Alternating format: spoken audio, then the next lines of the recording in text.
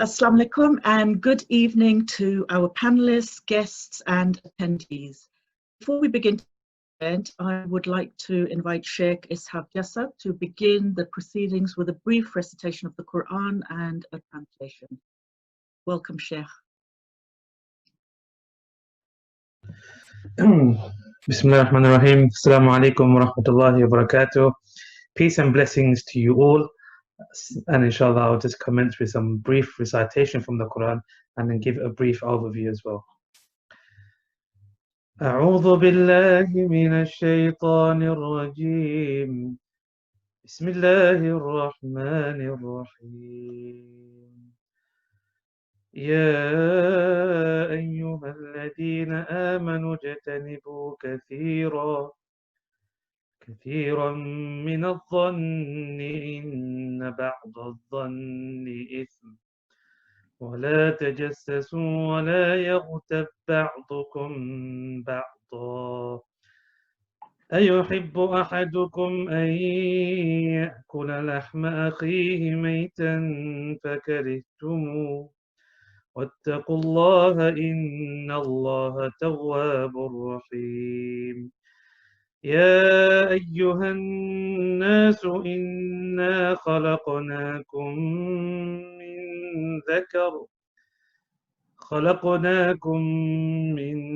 ذكر وأنثى وجعلناكم شعوبا وقبائل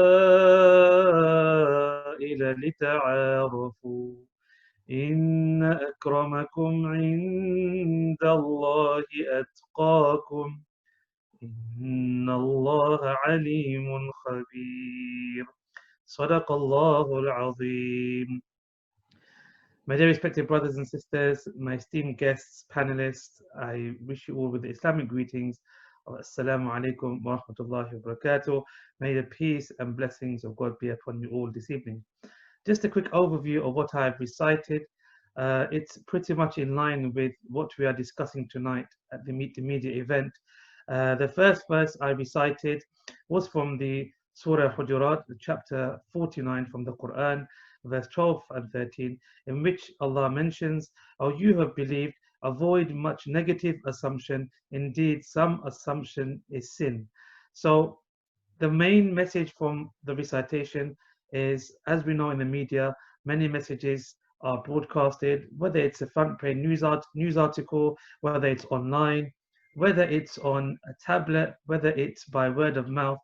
But we need to be very careful. As Muslims, we are taught to avoid assumption. Even if something seems so good to be true, please verify the authenticity of the rumor or the news before we broadcast it as news.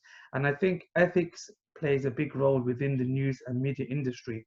We need to be very particular about sharing information because we could be guilty of sharing false information and spreading a huge amount of news that can go unverified. And lastly, the last verse I mentioned, Allah mentions this verse, "We have created you and so that you may know each other from different tribes and different peoples." And this is basically a verse of peace, unity and cohesion, regardless of which country, which ethnicity we are from. We are all taught to love one another as Muslims and non-Muslims as well. And we are all taught to love humans, and Muslims especially are taught to be stewardships of the earth, look after one another and be noble in our righteous and good deeds. I wish you all the very best. I do hope and pray you take benefit from this amazing event organized by the Center for Media Monitoring and the Muslim Council of Britain. My name is Qari Ishaq. Assalamu alaikum wa rahmatullahi wa barakatuh. Alaikum salam, Sheikh, and thank you for that apt reminder that we all need to know one another and understand each other. And I hope that this Meet the Media event tonight will do just that. Before I introduce you all to our distinguished panel, just some quick housekeeping notes. The event is being live streamed on Facebook, as we've just said. For participants who have registered, could we please ask you to keep your sound and video muted and off until we call upon you during the Q&A session and when we go into our breakout sessions as well. And finally, just regarding Maghrib prayers, we have participants from all over the country, so the prayer time is not going to be the same. So for that reason, we won't be having a break for prayer time, but people are welcome to, go pray and then rejoin the discussion once they're done. Just a quick introduction to myself. My name is Rizwana Hamid. I'm the director of the Centre for Media Monitoring, which was set up almost 3 years ago now by the Muslim Council of Britain, to monitor the media on how it reports on Muslims and Islam, but also to promote fair, accurate and responsible reporting. And we do this through constructive engagement with the media, which is why I think we have such an amazing panel with us, because of our engagement with them. We produce reports, hold roundtable discussions and make submissions to parliamentary inquiries and consultations, as well as train community organisations to better engage with the media. I hope that this second event, we had one previously of Meet the Media, will begin to bridge the gap between the media and the Muslim communities, lead to a better understanding on both parties, and eventually result in a different narrative surrounding Muslims and Islam in the media. If you want to know more about Centre for Media Monitoring, you can go to cfmm.org.uk, which is our website, or follow us on Twitter, which is @CfMMUK. Now, without further ado, let me welcome you to, I keep saying distinguished because you all are, we're very appreciative of the fact that we have such high level representation from both print and broadcast media here with us now. And we thank you for that. I'll do you all in alphabetical order, so it's not in seniority, so I don't want to damage anybody's egos here. So I'll start with Toby Castle, surname alphabetical order. Toby is the deputy editor, news editor at the BBC, and he has over 20 years of network news experience.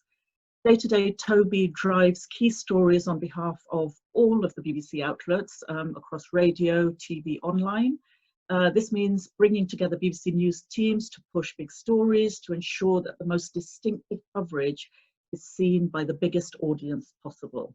Welcome, Toby. Next, we have Peter Clifton, and Pete has been the editor-in-chief of PA, Press Association, which is the national news agency for the UK and Ireland, for the past 6 years.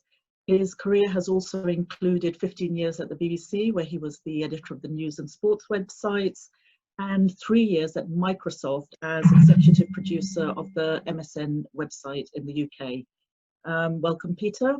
Ruhi Hassan is an award-winning senior producer at ITV National News at ITN.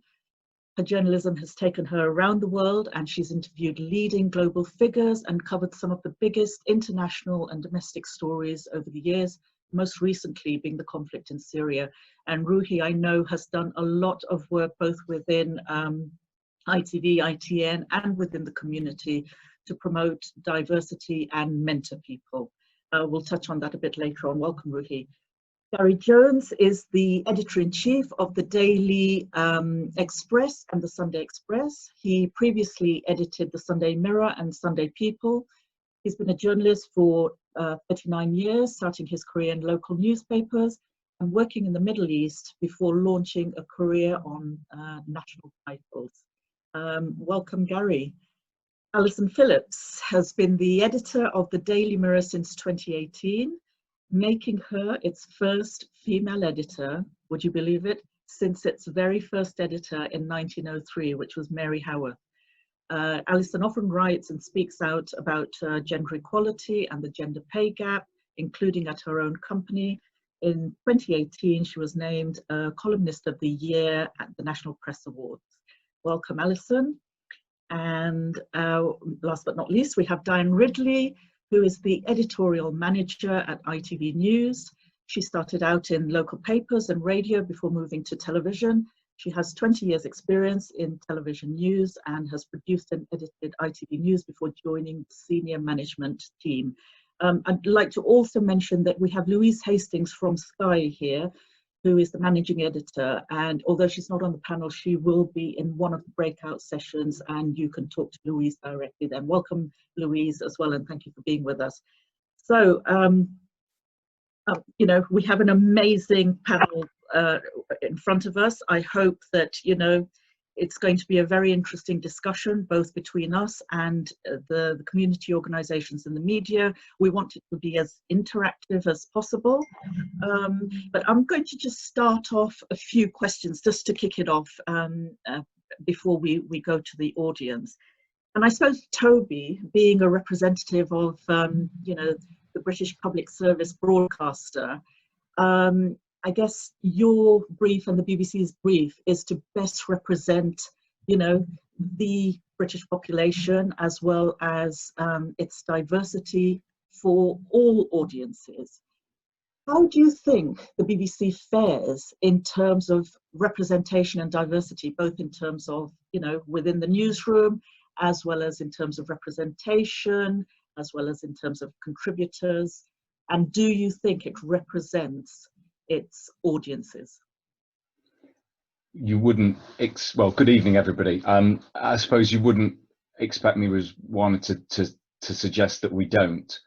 But I think, you know, there's clearly, like most media organisations, I think there is work still to be done within the newsroom, in terms of especially in more senior positions, our representation. You know, we need to reflect in our workplace and in the individuals that you see on screen or hear on the radio, that reflect the nation, you know, more fully. And I think we've done a lot of good work, and I think some of the projects and you know, things that we do within the newsroom to help inform and better inform our output is really important. And I think, you know, as I say, you wouldn't expect me to say we don't, but at the same time, I think that there's a reality, which is that clearly we all accept within the BBC that we have to do better. If I can touch on a current topic, which is COVID, obviously COVID-19, you know, at the beginning, you know, as Centre for Media Monitoring, we thought, phew, there's something else that the media is going to be focusing on. So maybe Muslims, you know, are not going to be focused on so much. But we very early on found that, and this is what wasn't just the BBC, but generally, that the media very soon, in terms of imagery, starting using images of women in hijabs or mosques on stories that actually had nothing to do with Muslims, but were generally talking about, you know, about COVID. And then we had the Ramadan coverage and, you know, fears of, you know, they're going to be a spike, and then with Eid as well. And then lots of other stories that came, you know, along. And I think more recently, because Centre for Media Monitoring, apart from monitoring, you know, ourselves, we also have community members feeding us stories that they ask us, okay, is this problematic or what? And we seem to have had a lot of queries about the imagery that's been appearing, you know, on the BBC Online website. And I know they're just few in comparison to the vast amount of imagery that does appear, but it has been a matter of concern for people that there seems to be, you know, a lot of imagery focusing on Muslims and Muslim buildings, you know, when talking about COVID, as if to say both are threats. Yeah.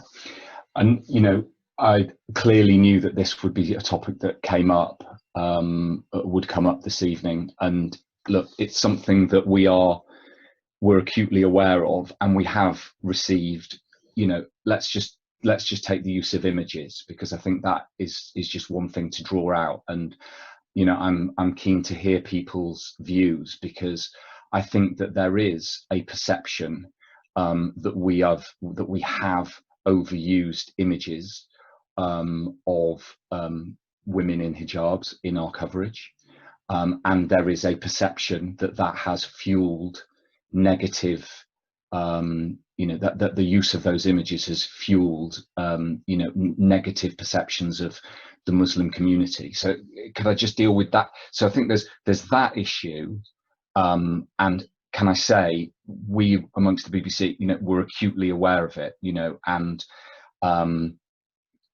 one of the things that I'm really keen on, and you know, I'm sure that my other, you know, colleagues from across the industry, when we get things wrong, I'm a great believer in holding our hands up and saying we got it wrong. And you know, I'll take this week, you know, we have used an image to illustrate a story, and lo and behold, we have used the same image on 2 stories, and that, in my opinion, is an overuse of that image, and we've changed it, we took it down. It's a frustration, can I say, to the management team online, that we're facing that, because we are aware of that criticism, thanks to, you know, people saying, hold on a minute, you know, we think that there is a problem. I have to say, there's this idea perhaps that you know, the BBC are full of Islamophobic journalists, and that we're actively seeking out images to illustrate stories which are going to in some way encourage clickbait, and that, you know, I can absolutely assure people, they may, you know, the audience that are listening tonight may not believe me, and feel that that, you know, I'm you know, peddling a line here that we you know, I can assure you that there is no conspiracy within the BBC, that we are actively selecting. We are getting, interestingly, a huge number of complaints as well about using images of East Asians. There is a very strong campaign at the moment, and a petition amongst that community, for us to not use any images of East Asians to illustrate coronavirus stories, because there's a feeling that that has encouraged you know, abuse. Interestingly, we also have, every time we use an image to illustrate a coronavirus story, and you know, I can give you examples, but we've received complaints from those individuals from stock photos issued by news agencies, that they want that image taken down, because nobody wants to be associated with coronavirus and illustrated on the BBC News website. What I would say is that when we have looked at our use of images in the round, and I'm not talking about the specific issue this week where we used 2 images on 2 separate stories, which was, and again, you know, you'll say there'll be a view which is, well, you would say that, wouldn't you? But I'm saying we've got 2 separate departments in the BBC that have chosen images on 2 separate stories that haven't spoken to each other, which have used the most recent image that the Press Association has issued relating to coronavirus to illustrate the story. That isn't necessarily us actively trying to, in some way, you know, encourage audience engagement or whatever, and so we're very aware of it. But what you've got to understand is that we're doing, probably on coronavirus at the moment online, we're doing 20 to 30 stories a day.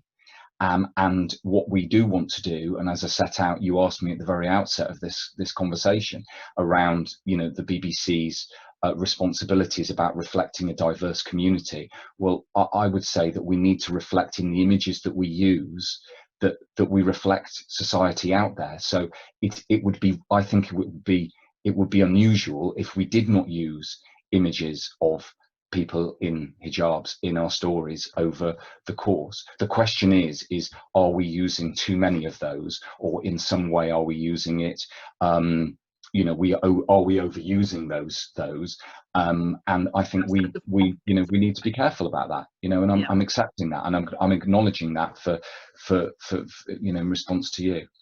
Okay, thank you. I'm sure this issue will come up maybe in the breakout sessions, and whether, you know, the imagery sometimes has been used out of context, but we'll leave that for a bit later on. I'd like to bring in Peter now. Peter, I always want to say that I'd like to thank Peter for these Meet the Media events, because when Peter and I were talking after I gave a presentation at Press Association about CfMM's findings, he suggested to me that, you know, why not arrange something where, you know, editors meet with community members. So Peter, I always want to thank you for that, for this initiative, because it's proved to be quite successful. What I'd like to ask you, Peter, is that Press Association obviously is the national, you know, news agency, and a lot of newspapers as well as broadcasters use your copy to then sometimes, you know, use as reference, but often also just to print verbatim.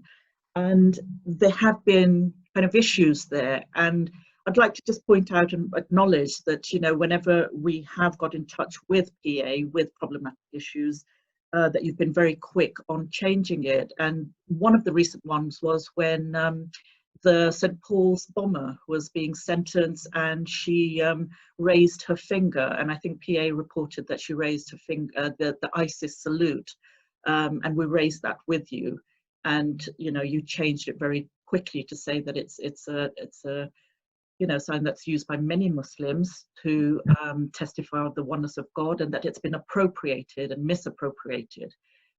But how important is it for you to get it right, and how are you trying to get it right when it comes to Muslims and Islam? Because a lot of people follow your lead. Yeah, well, thank you very much, first of all, for the kind words, and I'm delighted to be here again. I'm sorry it's not with everybody, because I had a very enjoyable time last time.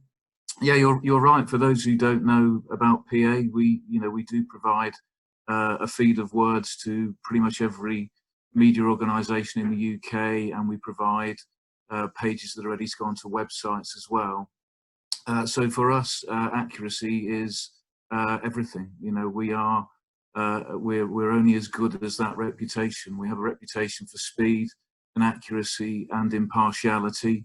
And if we make a mistake, because it can be published in so many places, it's almost impossible to get the genie back in the bottle afterwards. So we have to make every effort to be right first when we publish it. How do we do that? I guess we strive to do that by having excellent contacts, by having people in all the communities we cover that we feel we can go to for comment and reflection on the story, and we would not go and publish anything on the wire unless we felt we had properly sourced that information. So, you know, one of our roles around breaking news is to always want to be quick, but also be right as well. So we don't go with breaking news unless we feel it's properly sourced, and that as we're as sure as we possibly can be that it's right, and then we build from there. And we will build from there with our team of reporters and specialists, and they will be turning to the range of contacts that they have to help support our news gathering coverage. So, you know, key for me is that we have good connections with all the communities that we cover. I think we've made good strides there. I think there's more we can do. We definitely made some excellent progress after the last session that we had, and we made some good contacts from people we met at the meeting.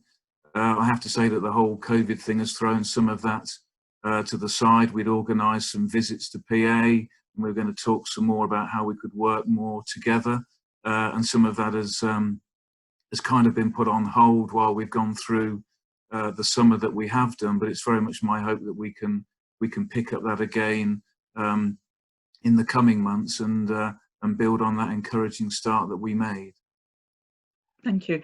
I mean, there's loads we can talk about, but I want to save as much time for the Q&A session. But I'd like to bring in Allison now. Allison, again, Centre for Media Monitoring has engaged very closely with you and the Mirror, and we sit on the Mirror's advisory board as well.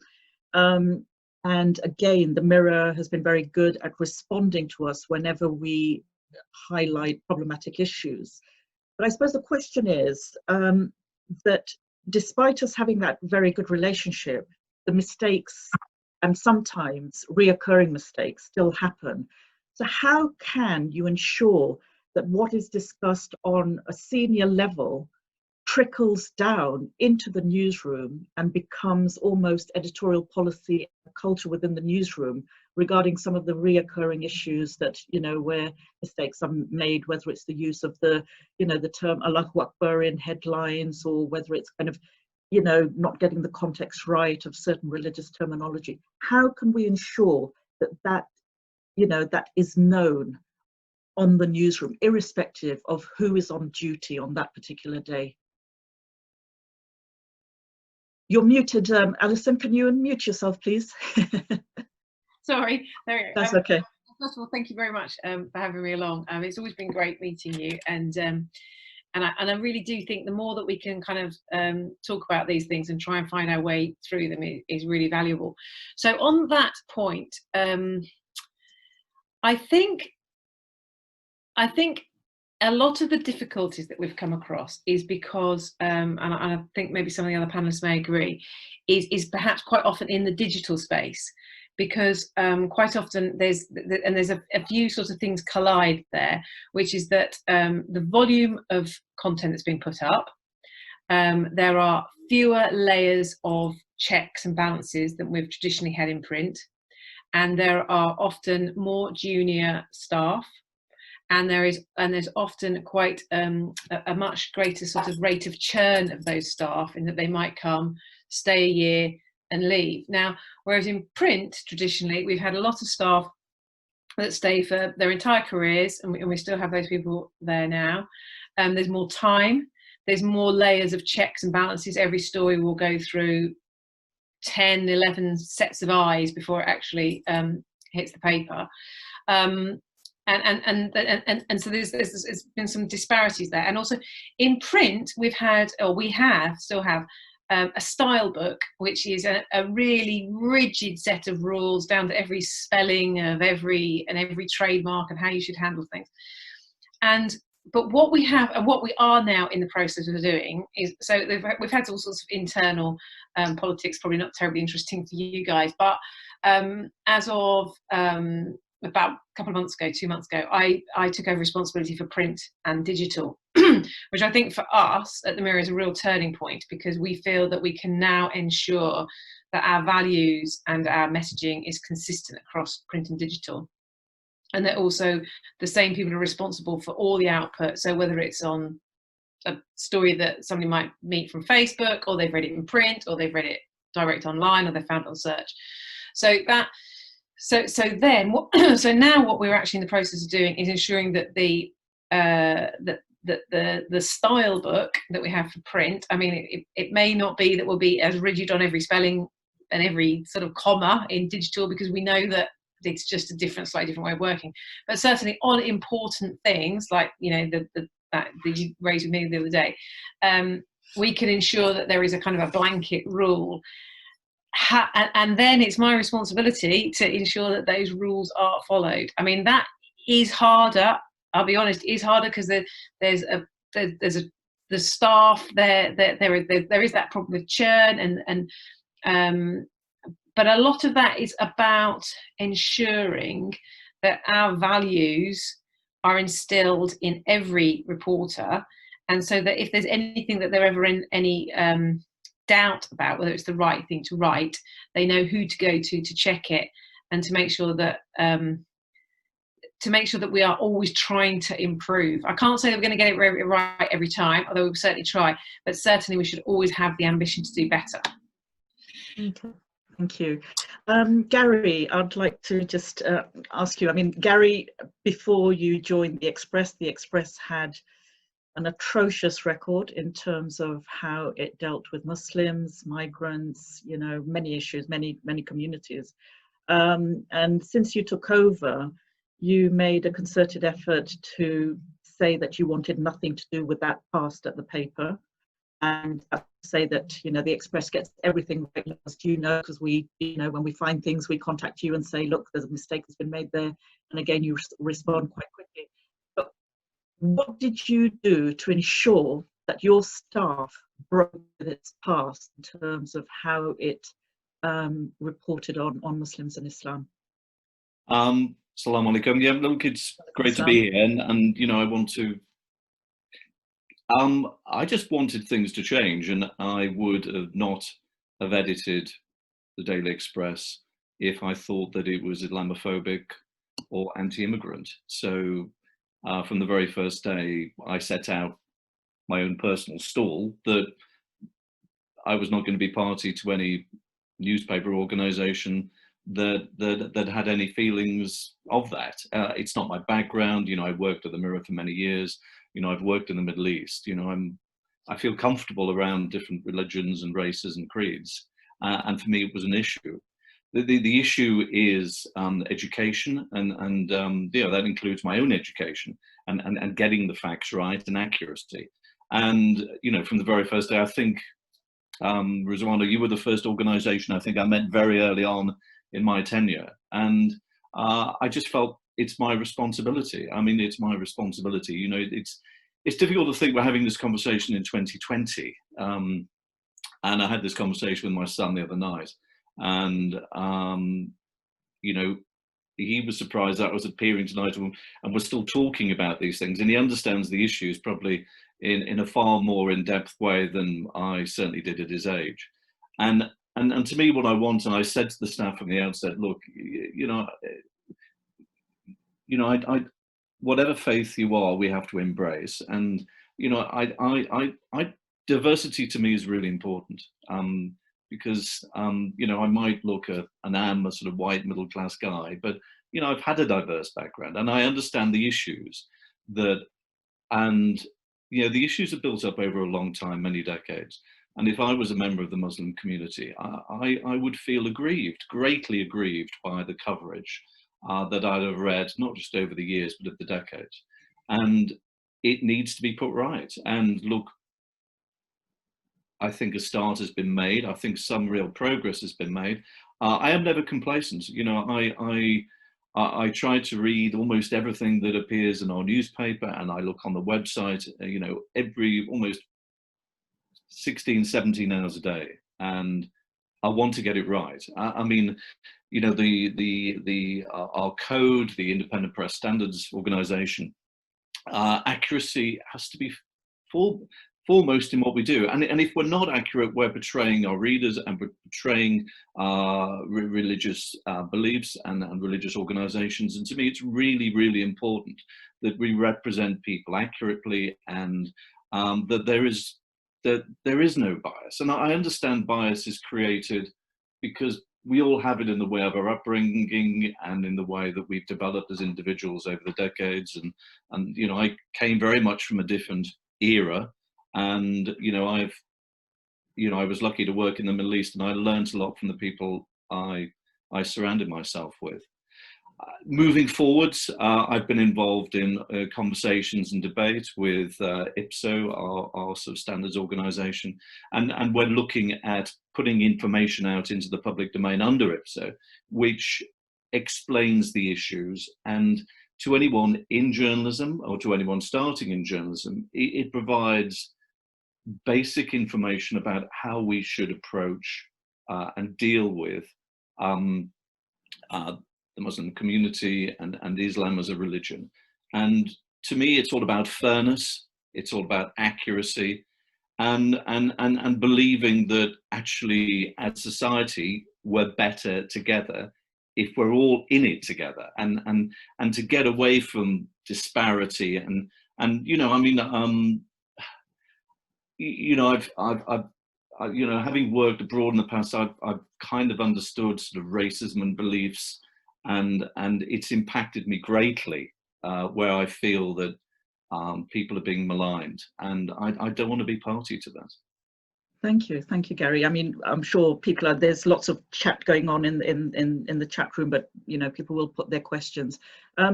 Diane, you attended our last Meet the Media event, and I know you kind of found it very useful. I'd just like to get a sense from you what happened subsequently and what you've put in place as a result of the last interaction that you had with community members. Yeah, hi and good evening everyone.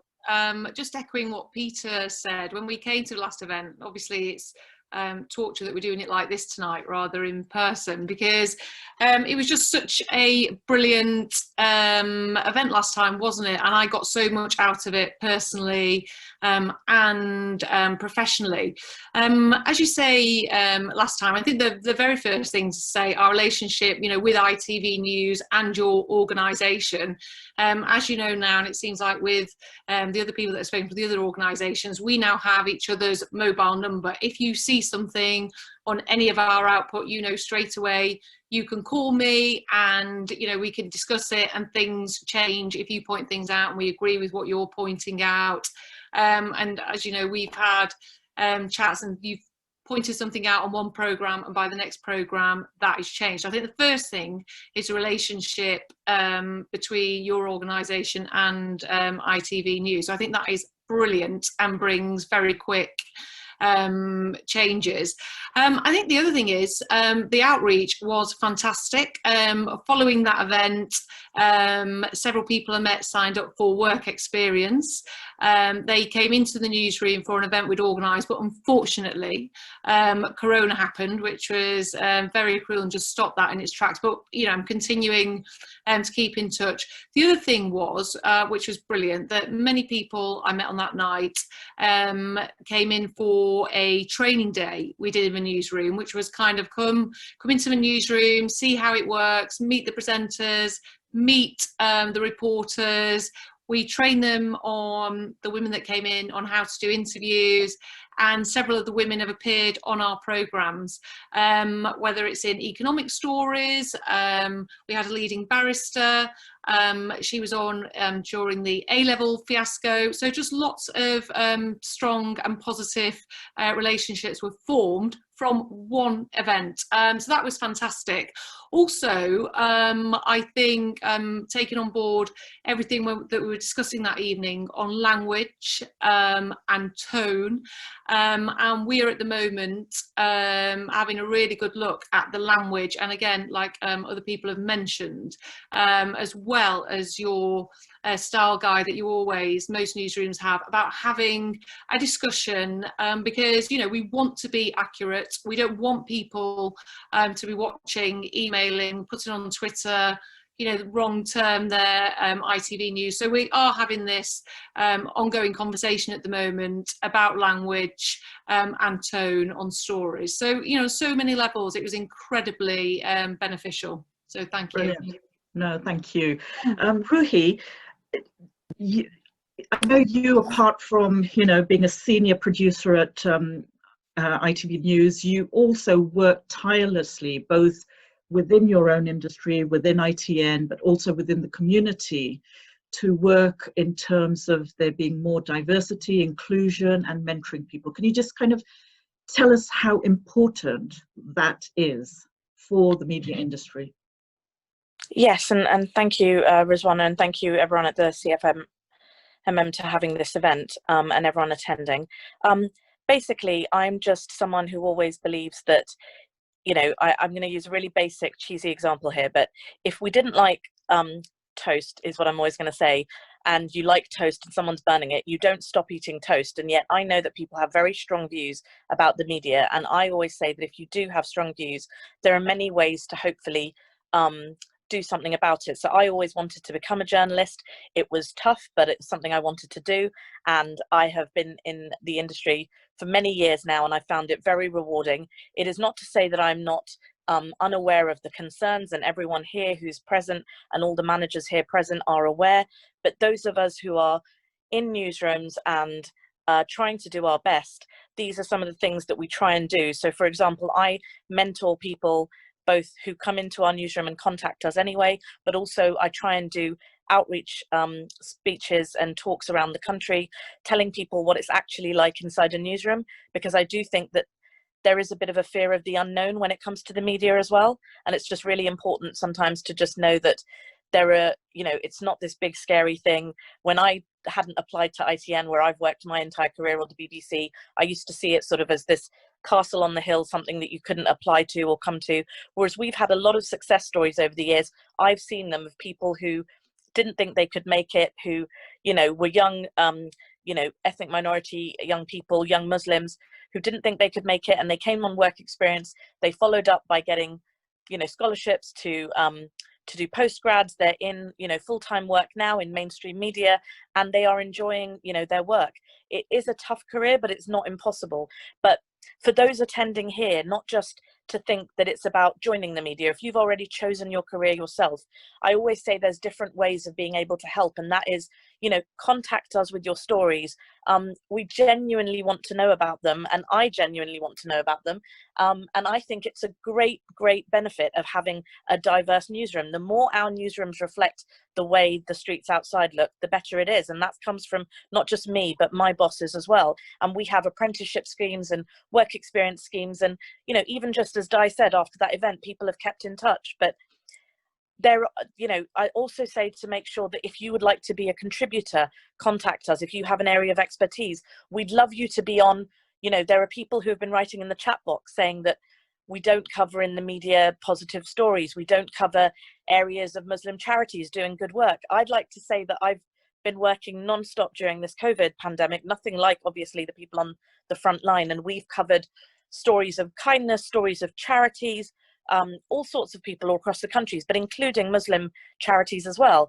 We've also covered stories of how hard it was during Ramadan for people to fast and work on the front line as a doctor. We've covered extensively and investigated the disproportionate impact of COVID on ethnic minority communities, including Asians and Muslims. And I was one of the people trying to sort of lead on that. And it was an open door when I was pitching that to my bosses. So I would love for people to just believe that there is a more open communication. And unlike everyone else on the panel, I can comment because I've grown up as part of the Asian and Muslim community who told my parents never to let me join because it's this evil thing, that it is not, you know, it's not conspiratorial. If you just, you know, on all parties, if we could work together better, communicate more, absolutely all do better. I think that, you know, we would do better. And I'm saying that if you don't like something you see, don't send it on a WhatsApp group. Contact us and tell us. If you like something, tell us. If you have a story, tell us. Just, you know, the more you keep going, and if you have a child and they're considering different careers, have them consider the media too. It's a really fulfilling, rewarding career. And I've been able to tell stories from Syria, from, you know, untold stories going on behind closed doors in the UK. I've told stories from Yemen, India during this COVID crisis, and I would still recommend it to anyone out there. Thank you. There's lots of questions, you know, and I'd like to kind of move on so that we've got time for attendees to put their questions, you know, that they can put to you directly. For the time being, I'd like to bring in Anjum Pirbakos, who's a teacher and a regular contributor to the Times Educational Supplement and other publications, and often makes media appearances. And I'd just like to hear from you, Anjum, what your experience has been with the media. Is Anjum there? Alaikum, everybody. Alaikum salam. It's lovely to be here this evening. Jazakallah khair so much for inviting me, and thank you for everybody involved in creating this event. I can say I think it's much needed. My own background is that I've been a teacher in various inner city schools in London for the last 20 years. And when I've been a contributor, initially I was very, very anxious about the process because I wasn't sure what to expect. And like other panelists have already said, it is a fear of the unknown and not knowing what to expect. But generally speaking, all of my experiences have been positive. And I think that's because of two things. I've been very aware that, you know, people have had a preconceived notion that the media can be manipulative or conspiratorial or have a hidden agenda. And I've tried not to bring that to the forefront of my mind when contributing or involving myself in a particular news story. And rather being proactive, if somebody's asked me for my opinion on something, I think it's only fair to ask the producer that's creating the story or is asking for the contribution certain things that, you know, when you go into that situation, you're aware of the parameters, and they're more than happy to discuss those parameters, to take questions, to provide you with the detail that you would need in order to ensure that your contribution is valid, valuable, and also less likely to be distorted in its meaning. So I think that my experience, because it has been largely positive, alhamdulillah, I'm very, very fortunate, but I am aware that there have been times where I've also made mistakes. And I think looking back on certain interviews that I've done, I think in hindsight, I would have liked to ask more questions about the other panel members, what the nature of the discussion will be, maybe some key questions that might be featuring in a debate possibly. And those would be my advice for anybody moving forward or thinking about contributing. And producers and coordinators of the show should be more than happy to provide that information for you. And I think that we're moving in a direction where engagement is really the only way forward if we are to see things improve. Ultimately, the reason that I did start to engage was because if I don't do it, then who will do it? And for me, it's about having positive role models for future Muslims and future generations in the UK. Ultimately, this is my home. I'm part of the fabric of the society here, and I would like to make a contribution. And if I don't like the way something is being done, then be the change that you want to see. And so I did take it upon myself to some degree to start writing in print, where I've contributed to various publications. And then on the back of that, I've been invited to speak on the radio, including LBC. And to be honest, I was quite daunted by the fact that I would be going on a platform like LBC. But again, it was about making sure I had all my ducks in a row. I spoke to the producer, I found out as much information as I could beforehand regarding the show and the content of the discussion and the debate. I think we're moving forward in this debate, and what I would like to ask our panel, if I may, is... Maybe later, because we've got one other person. You could probably ask them when the Q&A Thank you. starts. Yeah? Thank you. Okay, thank you. Thank you for that. I'd like to now go to Sheikh Ishaq Jasad, who recited the Quran for us, who's a community leader in London, and recently found that his family photo was misused in news reports, so not such a good experience. Sheikh Ishaq, if you could just share your experiences. Yes, assalamu alaikum. Walaikum salam. Hope you're all okay. Yeah, so thank you very much for having me on. So yeah, as Sister Amanda, Sister Rizwana mentioned as well, just recently, just to give you a context, so I am a community leader and imam in North London. Most recently, the Sky and BBC News basically published 2 separate articles. So the first one was done by BBC News, pretty much just kind of in line with Eid al-Fitr celebrations time, and a picture was used of my family. We were having a private lunch or brunch at a park in which I led the Eid prayers in 2017 in Southwark Burgess Park, and a photo was taken. To cut a long story short, we did consent to the photo being taken on the kind of assumption, no, we were told that it would just be used to broadcast the actual Facebook event, to kind of share it on social media. We weren't told that it was going to be shared externally. And much to our disappointment and our shock, we found that BBC had actually first used the picture, purchased it from Getty Images, and used it as a headline article which said coronavirus Eid. And basically the article itself was about how Muslims were celebrating Eid in lockdown. So the photo showed our family having a meal together, and obviously we weren't adhering to lockdown restrictions because at the time in 2017 there were no lockdown restrictions. So it kind of depicted a very negative image of my family. As a result of that, later on, actually, just most recently, another article was published by Sky News, just literally a day or two after Matt Hancock, the Health Secretary, announced the lockdown measures the night before Eid, the second Eid, Eid al-Adha, concerning northern parts of the UK, which, number one, is not the location of London. Again, the same picture, the very same picture used for BBC article was used for this one. So I immediately emailed Sky and BBC News, and within 24 to 48 hours, I shared it as well on my Facebook. So on my Facebook status, I thought, let me take the opportunity to share the story. And alhamdulillah, it got a lot of shares and a lot of people started to talk about it. It got removed initially by Sky and BBC. Actually, BBC took slightly longer, and Sky still had it on their Facebook and Twitter page. Now, the impact it took for me was, as an imam, I was getting people sending me messages. In fact, the Sky News article, I wasn't even aware they took the same picture. So one of my friends messaged me and said to me, Sheikh, I didn't know that you eat with 3 fingers, like as a joke. And other people in my congregation at the London Islamic Cultural Society in North London kind of made sarcastic remarks saying to me how I'm preaching about social distancing, etc., when my family is not doing the same, referring to the actual article. So it did give us a lot of negative publicity. And going back to what I was saying about Facebook and Twitter, because it was shared on the social medias of on BBC and Sky, we received hundreds of hate comments. Some people said comments like, all of these family members can fit into an Nissan Micra. It's because of these Muslims or these people in the picture. That's why there's a spike in the COVID-19. And it just became quite a kind of, not just embarrassment, but it just kind of put us in a very awkward situation.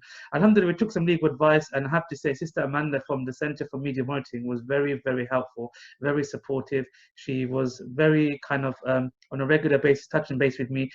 She contacted Sky and BBC News.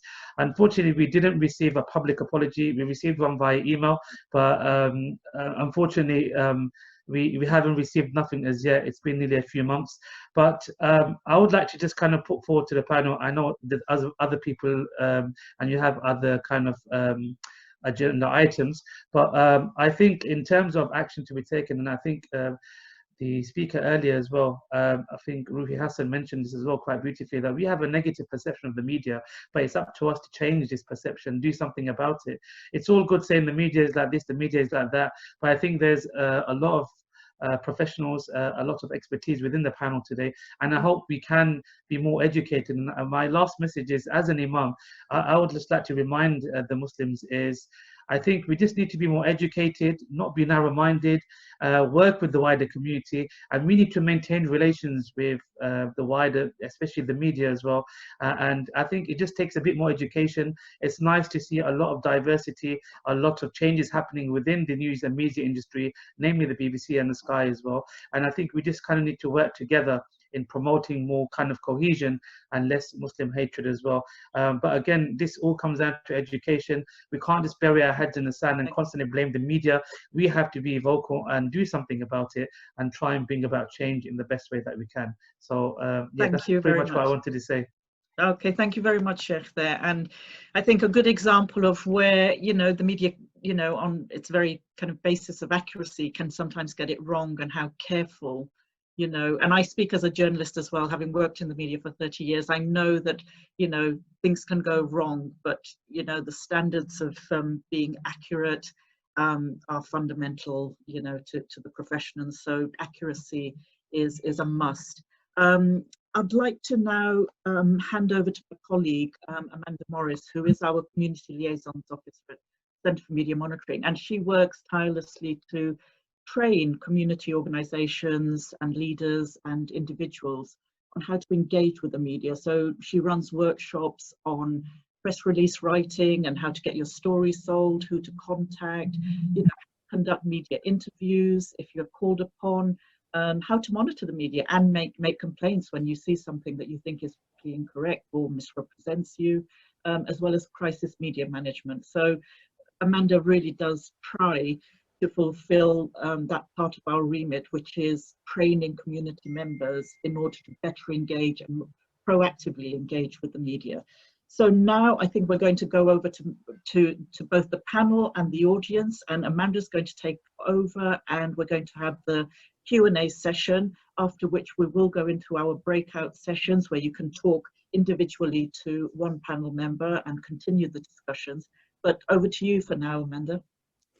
Thank you, Rizwana, for that lovely introduction. And I'd like to say again to the audience, and of course to our panelists, thank you so much for joining us this evening.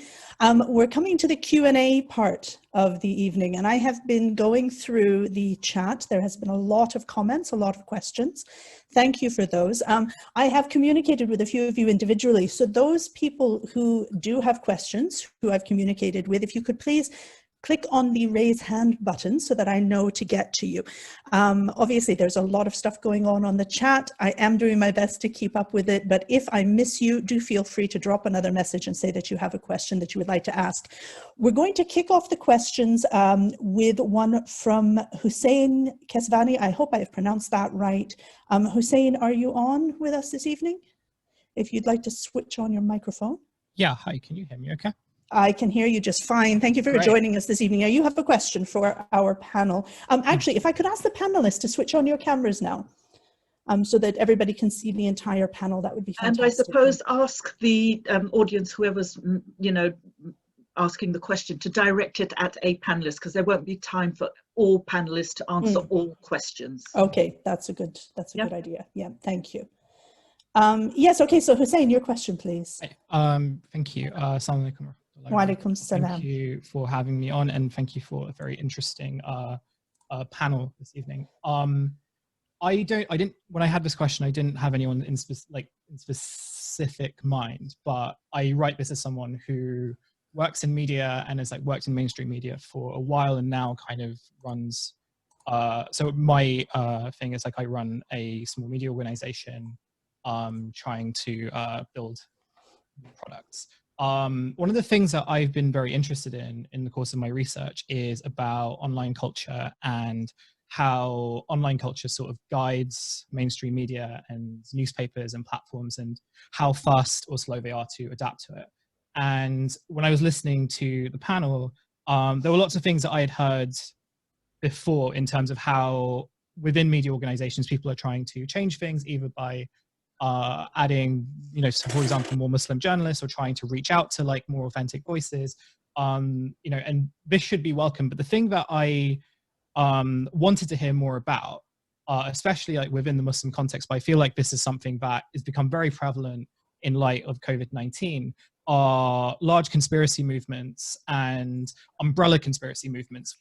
So the one that I kind of think about the most is a group called QAnon, that developed from the US, but is now kind of like a global umbrella group for conspiracies. We saw lots of them in Trafalgar Square, protesting the masks very recently, but they were also supposedly protesting other things, which ranged from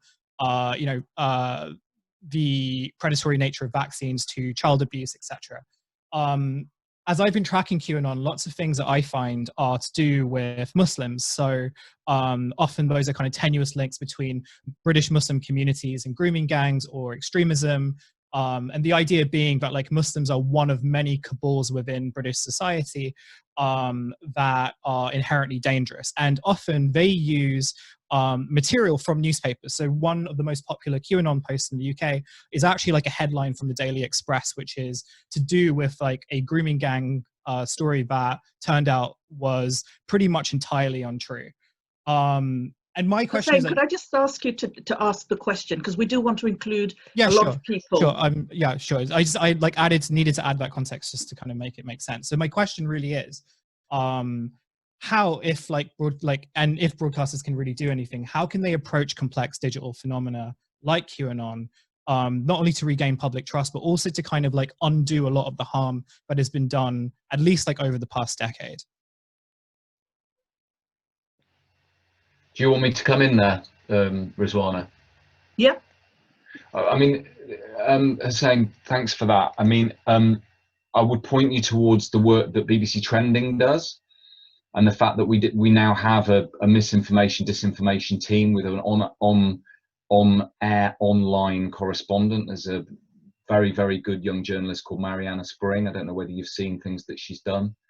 And clearly, you know, we talked about accuracy and you know, the fact that we don't feel that we should be shying away from doing those stories. The issue is that it is about where you find those stories, i.e., you know, I'm trying to desperately push us to do those more front and center on the more mainstream outlets, rather than it being seen as some sort of niche thing that's done in you know, not necessarily the most frontline available, you know, output that the BBC does. And so I think, you know, Mariana will be somebody that I hope you will be seeing and hearing a lot more of, with the support of the team that they have to drill into those stories. Okay, great. Amanda? Okay, thank you very much for that. We do have a few people who have their hands raised, which is fantastic. I'm going to call first on, let me just see, I'll go in the order that it appears on my list. So Razia Hamid, if you'd like to put up your, if you'd like to turn on your microphone, please, and ask your question.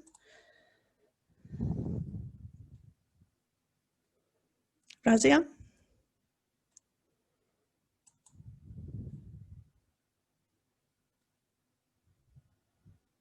Maybe go to somebody else. Yeah, okay. So moving along then, we have Abdi Musa. Abdi, if you would like to ask your question, please. Hello, can you hear me? We can hear you loud and clear. Thank you for being on. Thank you very much, and thank you, CfMM and Muslim Council of Britain, for hosting this, and thank you for the panelists. It's a great step to appear in front of all these community leaders and community members. This itself shows a willingness that something needs to be changing, and we hope things will change. My question to you is, when we hear a music station, I'm talking about radio now, music station talking about a scarf of a young woman.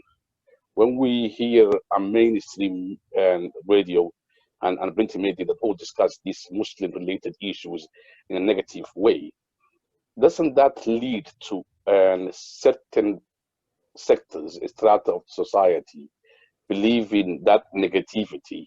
And I think as editors, you have got the perfect responsibility to root out these negative sentiments. I know it will take a long time, but actually by showing the best party of the Muslim community and what Muslim community are, how they contribute to this country, would lead to enhancement of our society, rather than perpetuating these negative ideas and negative thoughts that we encounter every day. How come a music radio, a mainstream media radio, a newspaper, mainstream newspaper, are taking the same line with regard to Muslim community? I think we should be better than that. The best asset as humans we have is our brain. Use our brain in a better way, we are all enhanced. Use our brain in a negative way, we will all be having this negative sentiment as a society. And I think cohesion is the word here, and we need to promote that cohesion. Thank you. Brother Abdi, did you want to direct your question to any particular panel member? No, or is it just to a all comment? of them, really, to all of them, really. To all of them, does anybody want to take this question? Or reflect on this comment? Allison? Or Peter? Saying, Peter, I don't know the specifics of the negative story that you're talking about from the radio, but I mean, to take a more positive view, which I think that's what you're emphasising. I think from my last session with you all, there were lots of people who just had cracking, interesting stories about great positive things that the Muslim community were doing, and I think there's a hurdle there for all of us, because we're really interested in those stories, and we've done a number of them since we met. Some of them are really light, some of them are light-hearted. The world record for the largest onion bhaji being made at the East London mosques, an amazing charitable work that people have been doing, and they're all just good stories. And I think the appetite for us can't be underestimated in having better connections and better contact, so that we actually have a regular provision of stories that aren't, you know, from the heavy side of the news agenda, but just reflects all the wide variety of things that happen within the community. And for me, that's how we, over time, present a much more rounded view of the amazing things that the community does. And I think we've failed to do that in the past. And I thought the session last time was a great step forward. We forged some good contacts. A number of people mentioned stories to me on the night that I assured them were very interesting and were well up our street, and we went ahead and we did them, and they've been stories that we've run and many of our customers have run. And I think from that there's a message really that right under everybody's noses there's probably many positive stories, that there's no lack of appetite from our end to actually cover more of these stories. In fact, there's nothing, you know, I would like more, and I hope we can build on that following this session and do more of the same in the weeks and months to come. Okay, thank you for that input, Peter. I'm sorry. I'm sorry. This is Abdi Musa again. I'm really sorry to come back. I just want to make a comment and a very good example. The youngest person who died COVID-19 was a 13-year-old boy from Somali community in Southwest London. One of the main media groups, one of them is here, I don't want to mention, published a 100% fake story, which says that mother who has her husband is being diseased as well, is being refused to go with the funeral of her 13-year-old son who passed away in King's College in London. That was 100% true, because I was working with the family, I was helping the family, including the translation, and she told me that's 100% fake, and that was 100% wrong story, that one of the main media groups here also, I don't want to mention the name, also publish it. That was very wrong. Thank you for that, Brother Abdi. And I would just like to say that if there's anything that anybody specifically wants to bring up a complaint about, such as that, please do get in touch with us, because we can signpost and we can advise on the correct way to put in a complaint to the media in a way that it will actually get listened to, inshallah. So, I mean, that sounds very heartbreaking, and my heart goes out to the mother of that deceased young man. May God have mercy on him, but please do get in touch with us if you have any such issues. We do have a few questions that people have asked me to ask on their behalf. We have one question here, which actually feeds into what Peter Clifton was talking about these positive stories. And the audience member is saying there's no doubt that Muslims and Muslim charities are at the forefront of helping the general public in all sorts of ways. They are leading the way. The media needs to highlight this. These sort of stories will go some way in dispelling the negative image. Why have these not been highlighted by news agencies in print, TV, or electronic media? So would anybody like to take this question, please? It's not directed at anybody in particular. Rohi, I see you've turned on your microphone. No?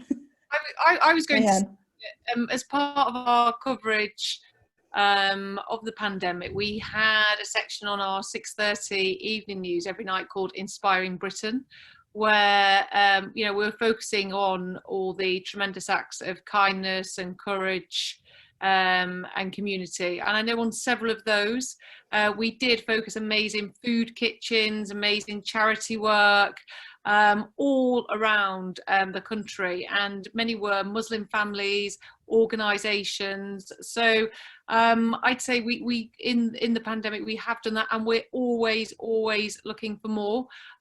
So if anyone ever wants to promote those stories, who's on this call, they can either go to their ITV region, who are very interested. You know, we've got the regions all around the country, as well as the network news, and we'd really like to hear about them.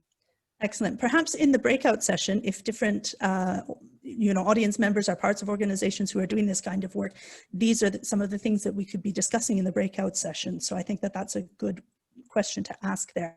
I'm going to ask, Ahmed has his hand raised. If you'd like to ask your question, Ahmed.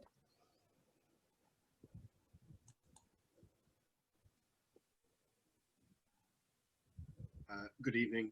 Assalamu alaikum. Alaikum salam. My question is to the BBC, and maybe a follow-up question to Gary as well. Toby, as a BBC and a license payer, and I'm sure that the vast majority of this country are license fee payers, it is very sad to see that the BBC are constantly, literally every day, in relation to COVID-19, referencing people from the Muslim community on their articles and in their on their online media there. You have mentioned that, you know, you are trying to make that change, but simply, you know, being aware of what you've said earlier, from there being a petition, there being complaints, as well as the corporation being aware. Surely this must stop, and it has to stop. You know, it cannot continue like this. You know, we are paying for, you know, your salary essentially, and your colleagues in some way, shape, or form. So that's the first question. And the second question to Gary, if I may, is Gary, you know, that you've acknowledged that you want to make this change within your organisation, but sadly, I think that there's still that underlying tone of anti-immigration in the paper. So, what assurances can you give us to actually eradicate these anti-immigration, anti-racism, racist undertones, and make that change, please? Thank you. I mean, you've absolutely got a valid point, and I'm not gonna. I don't think this audience needs me to give you platitudes, but I don't know. Are you asking that we shouldn't be using any images of any Muslim people on our output? That's the issue. Because I feel that we're absolutely justified, because I feel very strongly that we have to reflect. I mean, if I can come in again, because if I may, please. So earlier this year, in the summer, where I live, we were #1 in terms of COVID-19 for a short period of time. We had actually a paparazzi in large portions of the Muslim community. We had, I'm not sure which TV outlet media it was, but we think it was Sky or BBC, I'm not sure. But they actually then laid their camera equipment, and the reporter was literally perching himself literally outside the mosque, and the camera was overlooking the mosque. And thankfully, one local guy, he actually approached the cameraman and the reporter to say, "Why are you perching yourself here and overlooking the mosque? You know, the town is diverse. Why do you have to do this?" So this narrative is then feeding that image to the British public and the global community and your readership and others, that it's the Muslims and the Muslim community are responsible for coronavirus when we're not. So I just thought I'd just come back on that. No. I'm here absolutely. Not to you, images. All I'm saying is that there has to be a balanced approach, but the constant, literally, it's a daily constant sort of how can I say, the use of imagery of Muslim women, migrant communities. You know, there has to be a balanced approach somewhere, Toby. It has to be a line drawn somewhere. And I'm absolutely in listening mode here, and I'm absolutely, I think somebody on the chat has said that what I said is absurd. I'm here hearing you loud and clear. I absolutely accept that there is a perception among the community that we are amplifying through negative imagery.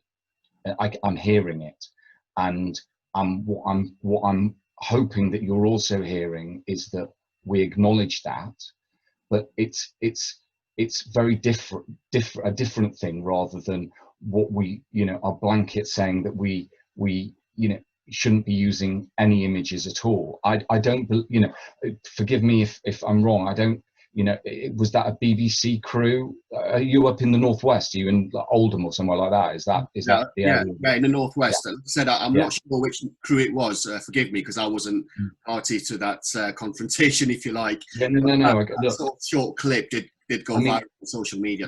And I can point you towards stories that we've both done online, on broadcast media and locally, which is reflecting the fact that the community themselves feel that they're being blamed for another lockdown.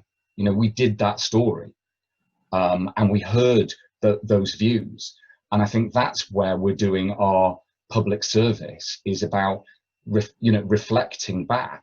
And what I'm absolutely hearing loud and clear is around the issues that we've got, especially around, and I'm hearing it's the website very much, and I think that's what I'm hearing from other people, I'm obviously seeing the chat flying in, that people feel very, very strongly about the use. And I have to, say that we acknowledge that we haven't necessarily got it right. And to your point, which is you're all consumers of the BBC and you also pay your license fee, that we have to do better. Well, I'm not going to deny that.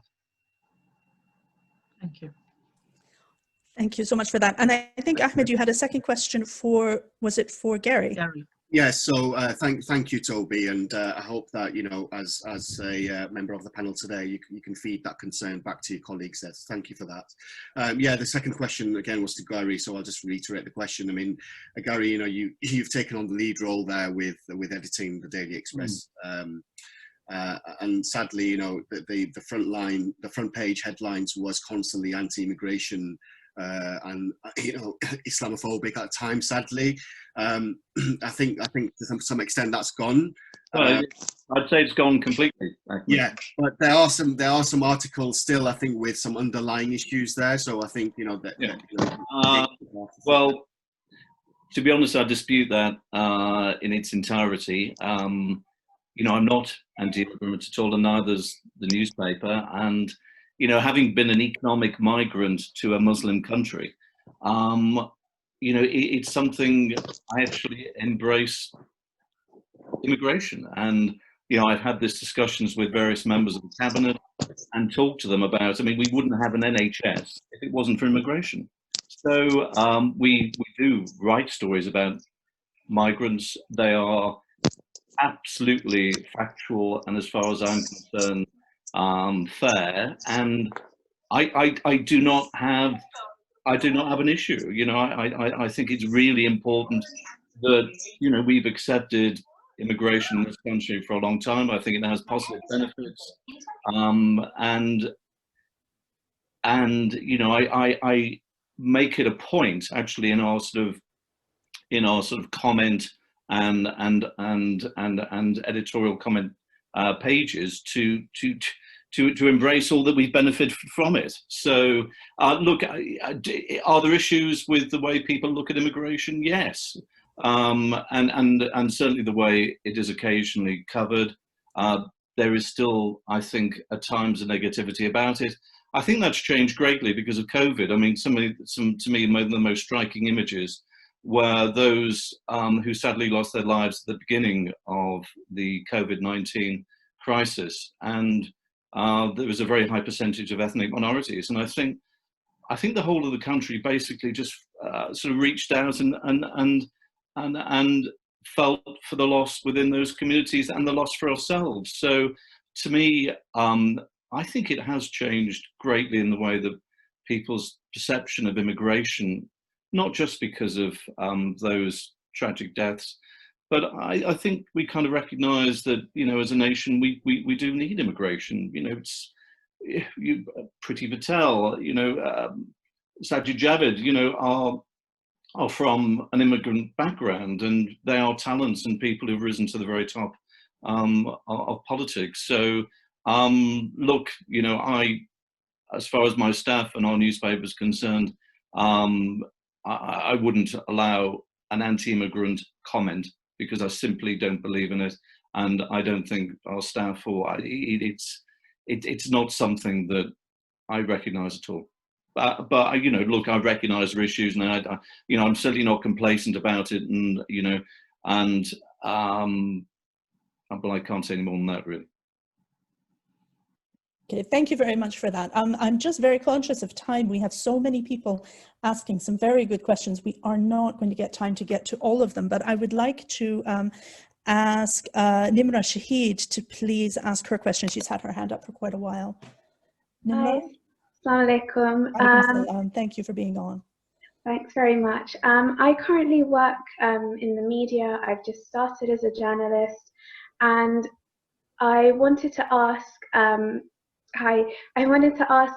what in this unemployment crisis that's come about because of COVID, what are editors doing to ensure that the representation of Muslims in their newsrooms goes up from where it is right now at 0.4%?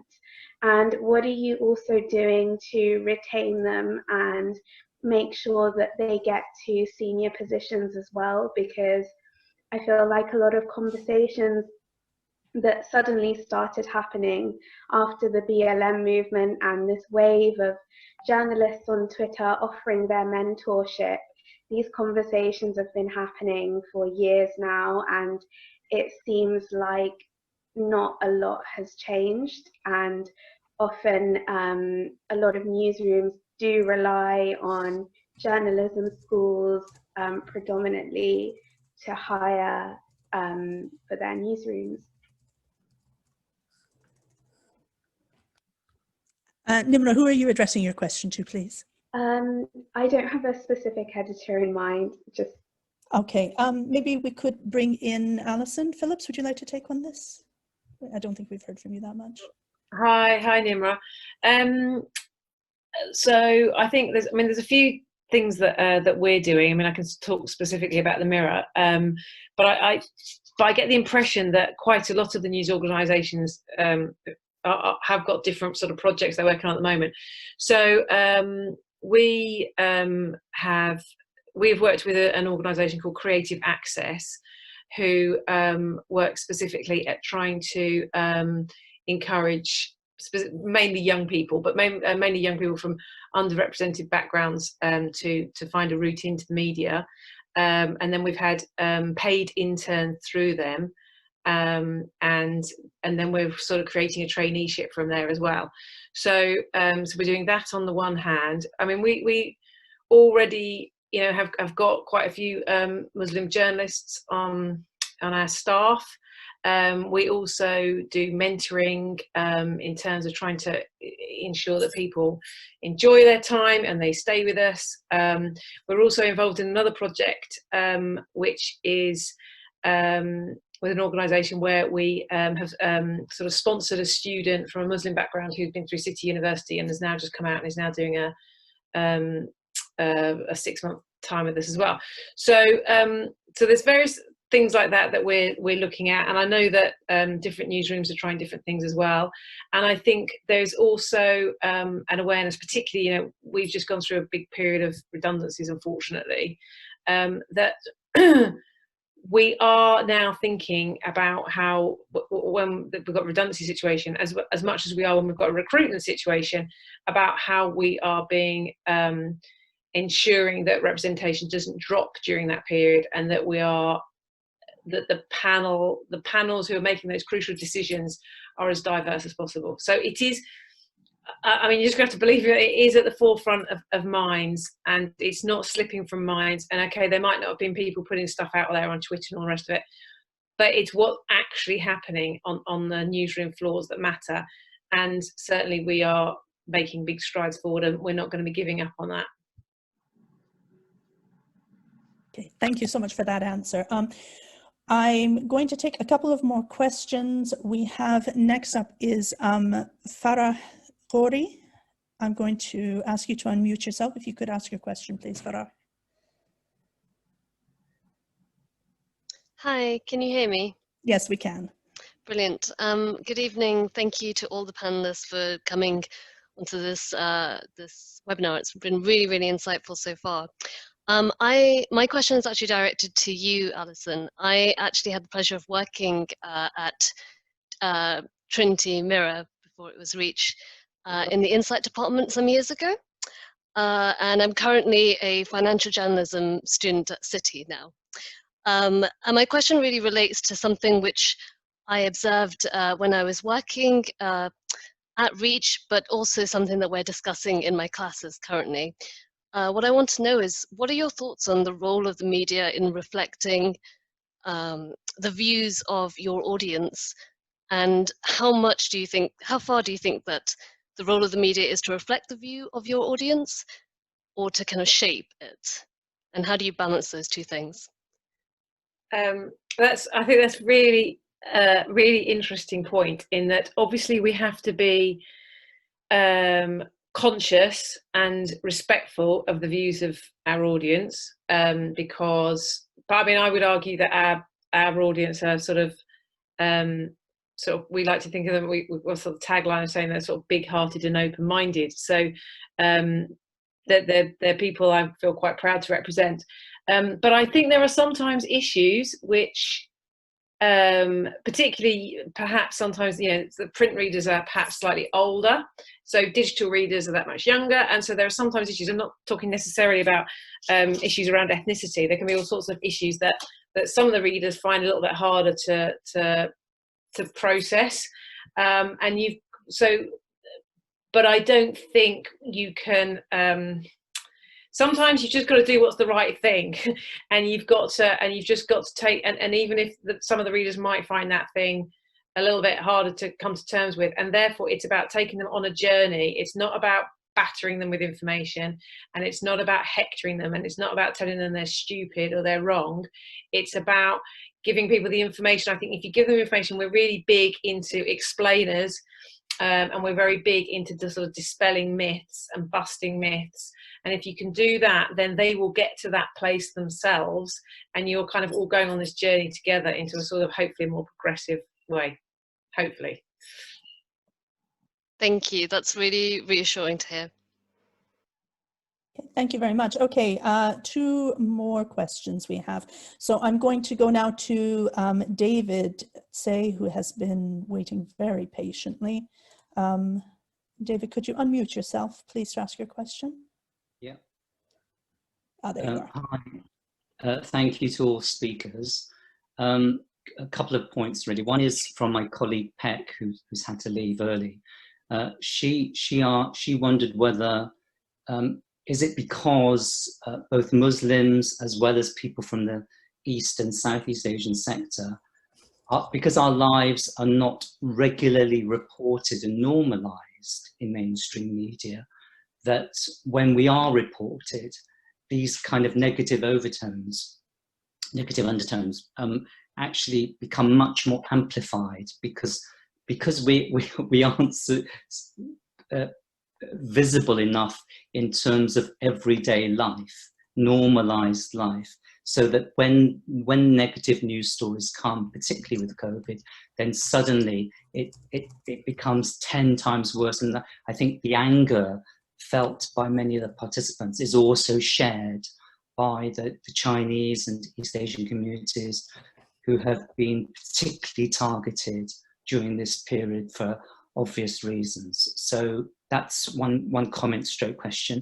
And my own comment and question is more about, I suppose a bigger thing is that how much more responsibility does the media currently feel that they have to counteract this huge surge in fake news because of social media, because of people really moving away from all the traditional mainstream platforms that you represent and believing in things as crazy as COVID-19 is fake.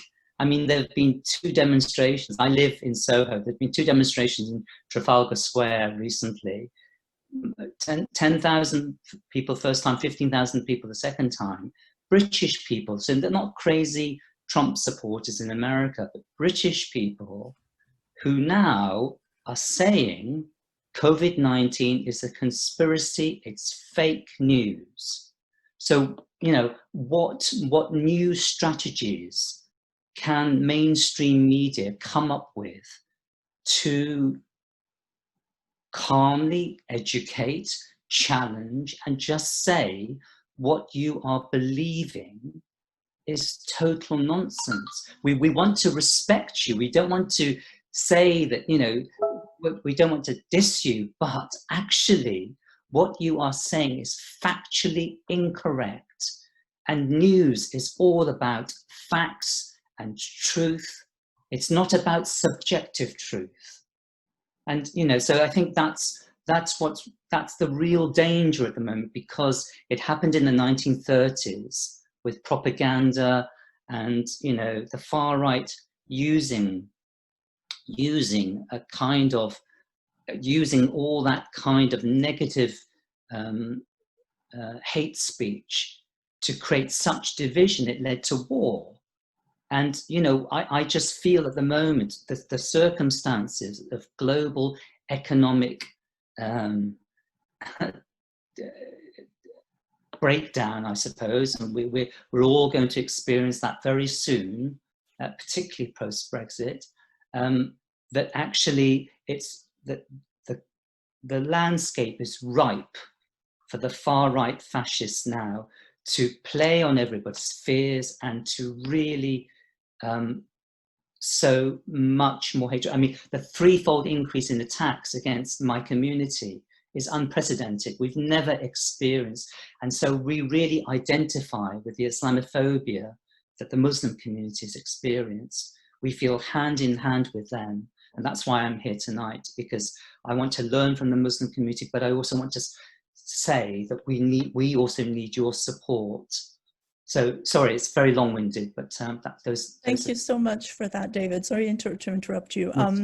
I think it's very important that communities who are under attack in times like this definitely stand hand in hand. Was there anybody in particular you wanted to address your question to? Otherwise, I will direct it to somebody. I think they're both quite general about all the media. And anybody who wants to take either. Can I just say one thing? Because I've said two, I won't say very much on this one, but I just wanted to say very quickly. And David, I completely agree with you. I think it is incredibly worrying at the moment where we are, and the misinformation that is being spread on social media and the amount of money that people are making out of that. But the only bit I wanted to say before that was, I completely accept that the mainstream media has got room for, you know, there's an awful lot we need to be doing better.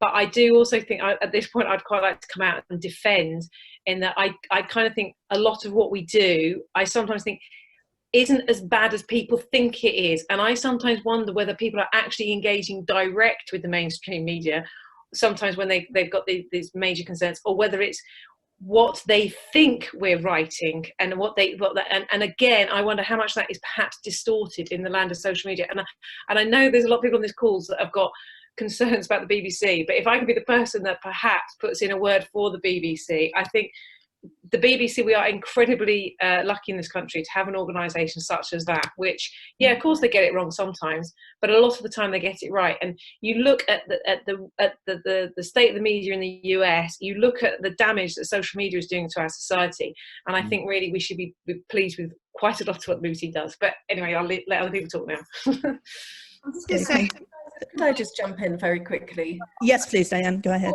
Hello. Oh, sorry, who are you talking to, Diane or Louise? Oh, sorry, who just jumped in? I saw both of you at the same time. Oh, Louise, go ahead, sorry. Hello, it's Louise from Sky. David, just on one of the points you just raised there, I think everybody on this panel, all the media organisations around this virtual table, we all have information units or data journalists whose job it is to drill down into the facts, or not the facts, dispel the rumours and dispel some of those myths. You've heard people saying that explainers and information boxes and all the rest of it, you know, our audiences are asking for that, and that's our job to provide it. So we're working really hard with the data to look at the statistics and dispel things or stand them up. And it's a really important part of what we do. And I think we would all agree with that, and we would all believe in that being a really important thing that us as a media will try and do. Yeah, and I'd echo that, Louis, and say we spend a large proportion of the morning meetings saying we've got to repeat the facts, because all our feedback panels have said to us the key things we want are the facts on this story. And we spend a large part of every meeting just going through, right, what are the key facts we're going to, about graphicizing them as well as saying them, what are the clearest ways, every single day. Thank you. Thank you so much for that. I have promised one more person a chance to ask a question, so I need to let him ask his question as succinctly as possible, and please the answer as succinctly as possible so we can get into the breakout rooms, because we don't want to keep anybody longer than the stated time of the event. So Ibrahim Hariri, if you would like to unmute yourself and ask your question, please. Assalamu alaikum everyone, can you hear me? Can you see me? Wa alaikum salam, yes we can. Okay, firstly, I'd just like to thank everyone, both the panel and the Centre for Media Monitoring for setting this up. So I'm currently studying PP at the University of Oxford, And I'm at a bit of a crossroads in thinking, do I go into media or do I not go into media as a Muslim student that's come from a kind of underrepresented background? And I know the answer, almost just by looking at some of your faces, is yes, definitely we need you in the media, we need Muslim voices and whatever. But I think before you jump to that answer, you need to understand some of the frustration behind the community and where that stems from. So I think more than anything else, that frustration stems from the persistence of the narrative. And especially at a time when these kind of simple messages of get Brexit done, or, you know, stay home, stay safe, save lives, or whatever it may be, those are really prevalent. And so when people see those simple headline messages or see photos associated with the coronavirus, we're now more conditioned, just because of the way our society is and social media as well, to accept the simple message at face value and be less critical. And I think that's just an observation of the society rather than a criticism of anything or any particular organization. But when I say the persistence of the narrative, I don't mean just the news. And Toby, I think it was Toby at least, mentioned that it was the website that seems to be kind of taking most of the criticism as such. But it's not just the news, it's newspapers, it's TV series, such as Bodyguard, for example, which was a huge hit with BBC. And the producers thought it was an empowering idea to have a Muslim woman turn out to be the terrorist mastermind instead of a Muslim man be the terrorist mastermind. And so it's when, as a Muslim, you see things like that in the media in front of you, that's when you start to think there might just be too many fish to fry. News, films, magazines, TV, literature. And so that's part of where the frustration stems from. Like, as I said, I'm torn between moving into the media and not going into the media, just because I see in front of me, there seems to be so much that needs to change. I think that's a bit of the background, but going to my question now, and this relates to our first question to kind of tie things up, I guess, which was about conspiracies from Hossein Kesvani. The University of Oxford did a study, and it was about kind of attitudes, conspiracies, etc. of the coronavirus. And almost 20% of people that were asked in this survey agreed with the statement that Muslims are spreading the virus as an attack on Western values. So 20% of people agreed with the statement that Muslims are spreading the virus as an attack on Western values. Now, in my mind, 20% of people is a very mainstream, that's a significant number, it's a mainstream view. And mainstream views will come from mainstream sources.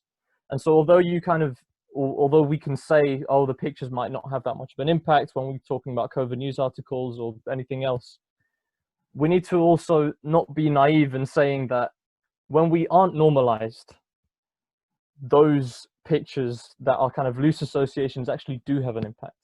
And so coming to my question, sorry for rambling on a bit, can you present a better explanation than the media and the narratives of the media are the ones, is the thing that is kind of influencing people and the Islamophobes online? Can you provide us with a better explanation for why something like that stat might exist, where people think that Muslims are spreading the virus as an attack on Western values? Ibrahim, is there somebody who you want to direct your question to specifically? I mentioned Bodyguard, so Toby might want to take it, but anyone I'm happy to take. Okay, I was okay. Toby, would you like to step in on that one? Yeah, I mean, I've not seen that Oxford University study, so if somebody could share that with me, I'd be really interested to see that. And you know, it is you know, under the BBC's new diversity and inclusion strategy, the plots and storylines in flagship shows is under the microscope, is up for scrutiny. So I can talk broadly about news. I can recognise that we have acknowledged those criticisms. I don't, as I said, I'm actually quite interested in, and I'm grateful for your contribution, frankly, because I am interested in that idea of how we have to, in our desire to be, pursuing truth, not following some agenda, the core public service remit of the BBC and what we've got to do, and do that for all of our audience, and how we go about that. and how, you know, your expectations that everybody listening to this call of us is so high. And that's what I'd take, I suppose. Doesn't If really I could answer briefly come back on that, yeah. And yeah, it's if you think the expectations are high on the side of the editors, which I completely understand they are, because we're one community and you have all sorts of different communities from different sides of the spectrum, from different locations, and so you have to contend with all of that. But if you think that the expectations are high on your side, then I think you should also consider that on the side of young Muslims like me that want to go into journalism or the media, it's almost as though, or young Black people or young East Asians, this is not just limited to the Muslim community, just minority backgrounds that are trying to get themselves represented. There's also an enormous pressure on us to go out there and be the ones writing the stories, be on the front lines, take the flak, know what to do. And I'm just a uni student. I'm not someone that has background in journalism and years of experience. That will come, I guess, as time goes on, if I do go into the media. But the point is, there's expectation on you, but there's also huge expectation on us. And so there does need to be kind of a meeting in the middle. And I know you recognize this, but it's just when you see things I think as that's blatant really as bodyguards, that's when I start to think the alarm bells are going off. Yeah, but I think it's really because one of the things that we work at very, very hard, and where things have really improved over the years. You know, I've only been at the BBC for just over 4 years. Previously, you know, I worked with Di and I worked with Rui over at ITN and ITV News.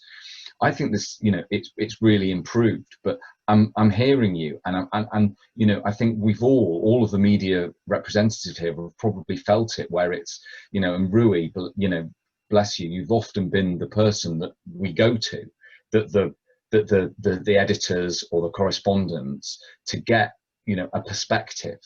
And we've you know, and it talks to Allison's point as well about representation within the newsroom. But then the flip side of that is that if you are the representative of the community in the newsroom, that it's, oh, you know, get them in, you know, because we need an answer to this. And actually where we have to work much better is, rather than me sitting here as a white bloke talking to you, you want a senior editor that's actually from your community. And that's where we've got to aim for. And that's then a real, you know, that's where we as the BBC have to be, you know, have to be leading the charge on that. Absolutely. I'm going to have to step in now due to time, but thank you so much for all of your input. And Ibrahim, I think that the answer that Toby was giving you there is yes, definitely go into media. Absolutely. Because definitely our voices are needed, and we're needed in all walks of life, and journalism is definitely one of them. I'm going to hand back to Rizwana in a minute. What we're going to be doing next is the breakout sessions. I am very sorry I couldn't get to all of you who had your hands up simply because of time. Please do feel free to ask your questions in the breakout sessions. We also have a lot of people on the chat talking about different projects that they have going on. This is exactly what the breakout sessions are for. This is your opportunity to talk to, you know, these top level news editors and ask them, how do I get my story told? Who do I contact? What do I need to do? How do I need to frame it? In order to get it, you know, in order to grab people's attention and grab editors' attention. So please do ask these questions in the breakout rooms. I would just like to remind everybody that the breakout rooms are an opportunity to engage and to interact. We would ask, obviously, everybody to remain respectful as possible, and but don't be hesitant in asking your questions. You know, this is your opportunity to, you know, to interact with the editors. And I know that the editors have been looking forward to these sessions as well, I hope. So I'll hand back to Rizwana while we sort out the breakout sessions. Thank you so much. Assalamu alaikum. Thank you. That was a great Q&A session. So you've got more of that coming up in the breakout sessions. We are going to end the Facebook live stream now. So Sakinath, I'd like to thank all the viewers who've taken part, and I know there's been questions coming in from there as well that we've tried to incorporate. But sadly, we're going to have to lose you now as we go out into our breakout sessions.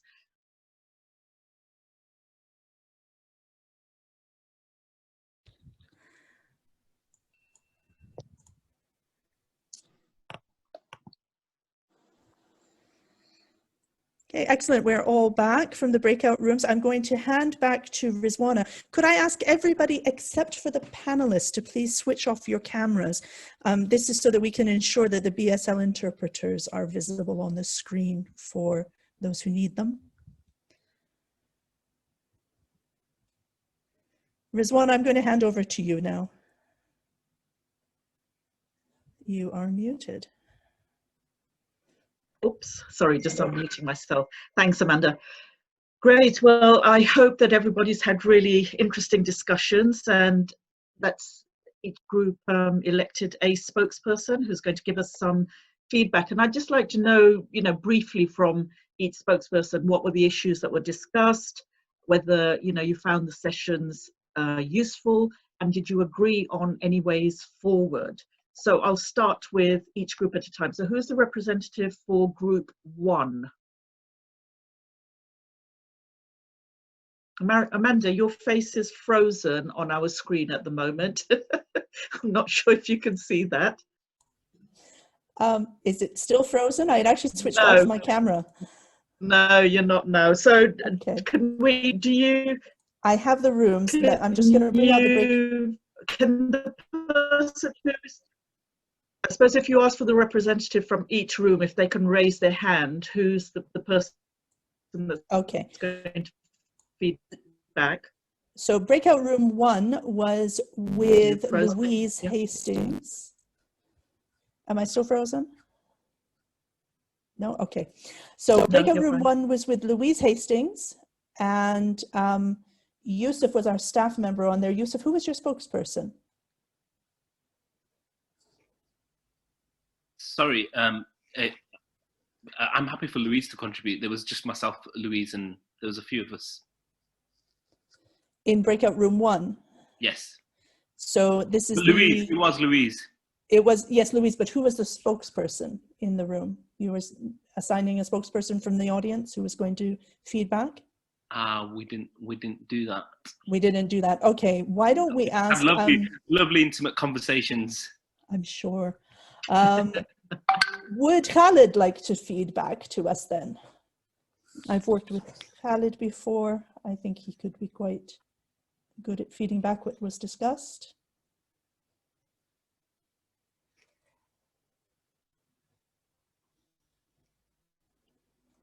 See that? He'll need to turn on his video. There's Khalid. Yeah.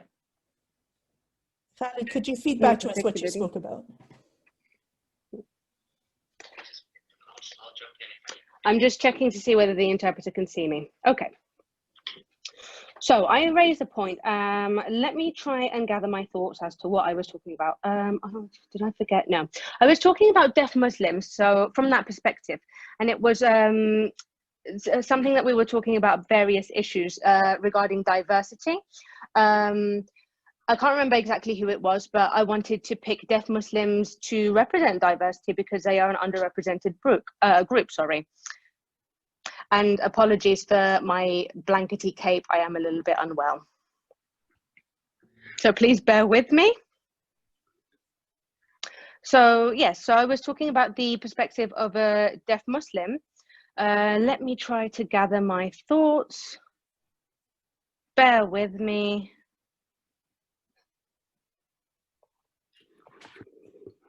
Oh, yes. So I thought of an example. It was something that was on TV. There was about ITN not having in-vision British Sign Language interpreters and the BBC having them. Oh, bear with me. Sorry, an interpreting mistake. It was Sky. And this would be absolutely key for deaf awareness as well, to improve that. It would be very important for the media to make sure that there's accessibility for the deaf people. Another point we raised was the shoot to kill policy that the police had implemented regarding terrorism.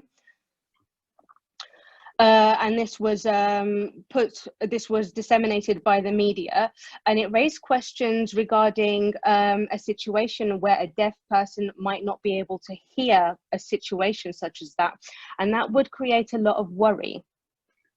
So of course that highlights a lack of deaf awareness, and I think that's all I can think of at the moment. Does anyone else in my breakout room remember? Or Louise, do you have any last comments? That's great, Louise. If you've got any comments, otherwise we can move on Just to in one, the next. Go on. In one sentence, it was a great conversation between us all, and I think we've all taken something away from it. I hope I certainly have. So thank you, everybody, for your ideas and your thoughts. It's been really valuable. Brilliant, thank you. Okay, so we'll go to room number 2 now, and if the spokesperson for that room can raise their hand, and unmute yourself and show your face, please. Which panelist was in room 2? Room number 2 was Allison Phillips. Okay, so whoever the spokesperson is for the session me. that was with Allison Phillips. Yeah, I Okay. think. Oh, I think are you the spokesperson? Yeah, I am, because I asked who would be and nobody volunteered, so I have to be, unfortunately. Oh dear. Okay, go on then. This is our colleague Faisal from Centre for Media Monitoring as well.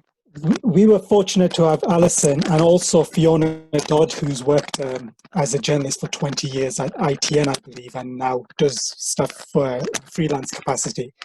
A lot Faisal, of the mic, Faisal, just you're moving your mic or something. Just don't touch your mic. Cool. So the early conversation we had was around images and the images that were found on the BBC website in particular. There was a lot of interest around that, and so it moved in the direction of what the process is within a newsroom and how images are selected for certain stories. And I think overall the sort of what Allison mentioned, and she can correct me if I'm wrong, but she sort of emphasized the need for clear communication and clear sort of directives from the top to make sure that those who select the images know exactly what they're doing. And Fiona mentioned how sometimes it's not a case of people being racist or just having an agenda. Sometimes it's a case of just time pressures and people just trying to get content out, especially now with online and how quick news moves, and maybe the consideration that needs to be given towards an individual image is not always there. So that was quite a big part of the discussion initially. We also had a couple of questions from some of the other members of the group around how they could get stories into the Mirror and what sort of advice Allison could give to them. And she obviously provided details on who they might be able to contact, certain journalists and editors. And we sort of finished off with how best it was to build for people from the community and different groups to build relationships with, and who they should build relationships with. And again, Allison mentioned how it was best to approach maybe a local journalist first, because those people have a vested interest in the community and the immediate news that comes out. But I think she raised was to also understand that you have something to give to them. You know, you have the information that they want, and so to make sure you use that in a very sort of responsible way, and to make sure that you give them very clear sort of instructions and directives of how you would want that information presented, and the sort of spin you don't want them to sort of put on that sort of information. And if I remember correctly, Allison also said she'd give me a job at the Mirror. At least that's what I heard. So that's if we're well. Thank you, Faisal, and for pitching your CV to Allison. Who was the panelist in room 3 and the spokesperson for that room, please? We didn't actually have a room 3 because one of our panelists had to leave early, unfortunately, so we reassigned everybody. We're now moving to room 4, which was your room, yourself and Gary Jones. Yeah, okay. So basically our spokesperson was Farah. Farah, are you there? Yes, still here. Thank you. Can we see you, Farah? Let's have a look. Yeah. Hopefully you can see me now. Hi. So we covered loads of different topics. We talked about fake news, how to build trust, the issue about speed versus accuracy. And we also talked a lot about IPSO, which I found really interesting. There were comments around, a question was posed about whether or not there should be stronger penalties for when papers get the story wrong. And I think Gary, made the point that, and I think he sort of kept coming back to it actually in various different answers about that actually it's better if there's a stronger direct link between communities, individuals and journalists. And while it's really, really important to have IPSO as a board and to be held to account, that relationship is really important. And that links to another topic that we discussed about the importance of trust and rebuilding trust within the community. There was a query around how much control there is over content between the boardroom and the editorial side. And Gary sort of clarified that it's very much entirely with the editorial side. Boardrooms don't and shouldn't have an impact on content. I think there was also a really good point about the narrative of the Muslim community in media.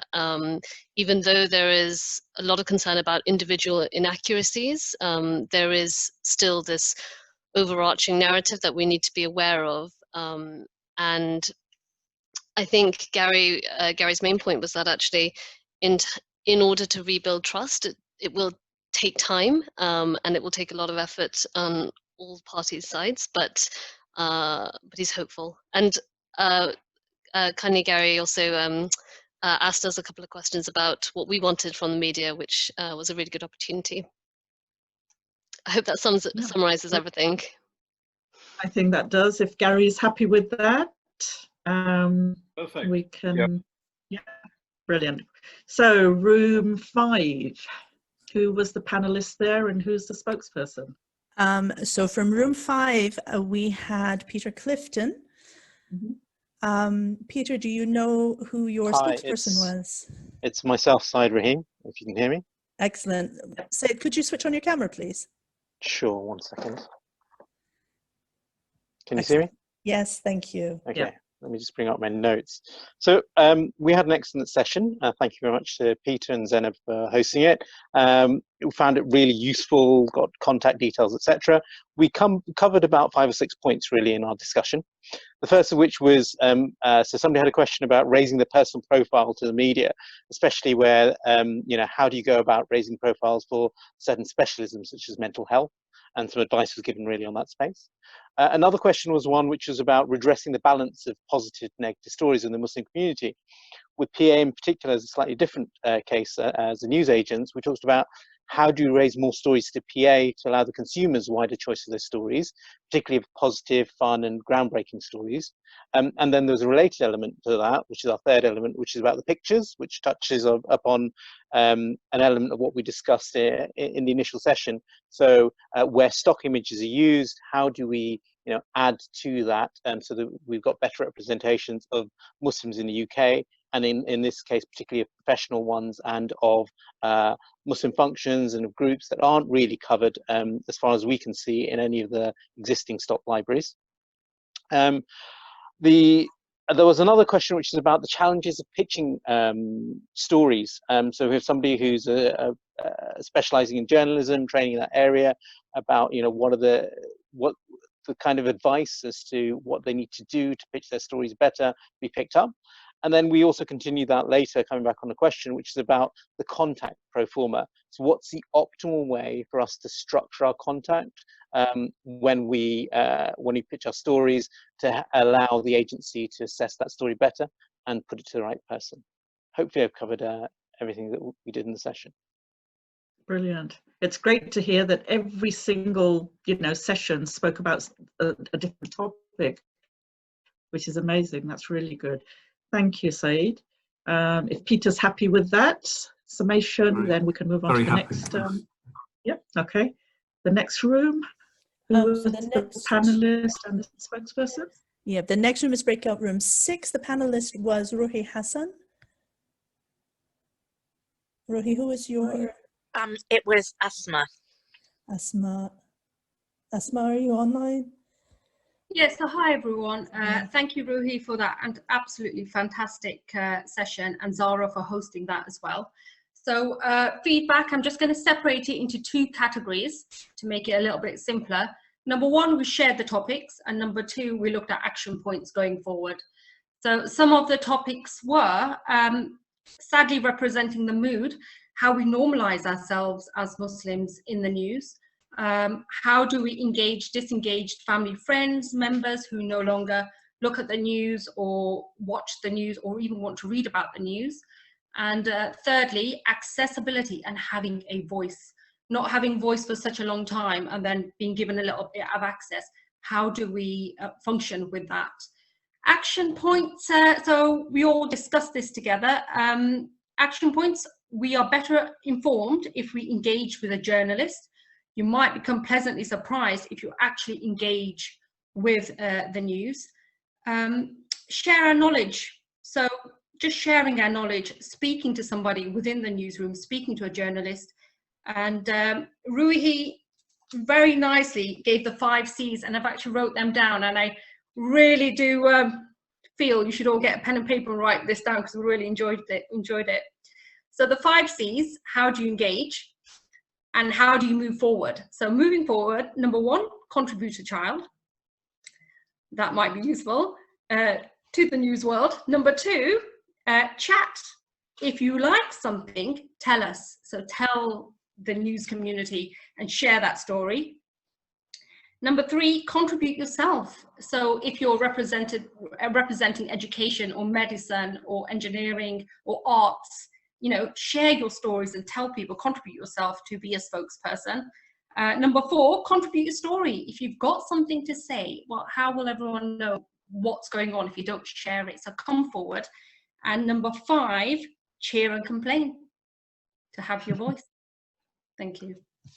Thank you. Thank you, Asma. That's really good advice, and some action points there for everyone if they took those down. Next room. Just to clarify, the contribute a child is if it's someone not of joining the media age. That was the join the media, by the way. Right, no, gathered that, yeah, thanks. Amanda, what room is next? Our final, definitely last but not least room is room number 7. The panelist was Toby Castle. Yep, so Nina has volunteered to be our spokesperson. Nina. Great. Okay, great, Nina. If you want to switch on your... You're on mute, Nina. Yeah, sorry, I just opened it now. So hello everyone, and it was a great session and a great breakout session, and yeah, definitely some interesting points were raised. Some of the things that we spoke about was basically the lack of representation and diversity, and how sorry, my kids are still here, and basically improving that, and that perhaps in the editing rooms and in the newsrooms there might be a lack of Muslims or, you know, people from BAME communities, which then means that if a story is going forward, the editors might not even realize that some of the language used and some of the things that they use is insensitive. So it's about you know, really pushing ourselves as Muslims to represent ourselves and, you know, be there and make our space so that we can be there to basically say, hey, that's not the way that this story should be reported, that's not language that should be used, and things like that. And some other points that we raised was basically how to get our stories noticed. So again, Toby mentioned that we should reach out to regional news first, like someone else mentioned, I think from group 2, and then perhaps something going to national news. And when we're submitting press releases, basically that we should be available and responsive to tell our stories, to make our stories quite clear cut and simple for the journalists to understand, as they're quite overworked. And yes, what else have I got here? And I also asked towards the end whether Toby and his colleagues at the BBC have like redone the data, for example, that the CfMM comes out with, like the report on terrorism that you guys had the webinar on yesterday, and it seems that it's a case that you know, news is trying to kind of listen to us and basically how stories are impacting us. Brilliant. That's what it's. I hope I haven't missed anything. I think I might have, but is that a fair assessment, Toby? Are you happy with that? Yeah, no, it was very, very, very good, and a real great opportunity to you know, speak to people in a you know, closer session. It was really good. Good, that's great. Well, I mean, we've just slightly gone over time, but I think apart from thanking everybody, I thought maybe I'd just give a couple of minutes each, well, you know, a minute or so to each panelist, just to give a quick, you know, assessment of how you found this session, and you know, what you've taken away and what you might do differently going forward. So Toby, you're on, so why don't you start? Look, I found it a really, really interesting session, and you know, I felt that especially in the breakout session, that you know, it was really good to hear people's personal stories of you know, how negative representations in the media can impact them, you know, personally as individuals. And I think that's really important for newsrooms just to remember, and all journalists to remember, and that our responsibilities are great. And you know, I'm hearing very, very loud and clear the issues around the use of images across BBC News, especially online. Yeah, I'm definitely taking that one back to the office, and you know, I'll have some further conversations, and hopefully that will at least, you know, people will understand they have been heard this evening. So yeah, it had been very important for me to hear the voices. So thank you very much for the invite. Okay, thank you for being on. Next, Ruhi. Just, yeah, thank you very much for hosting the event, Roswana and Amanda and others, and thank you for everyone who attended.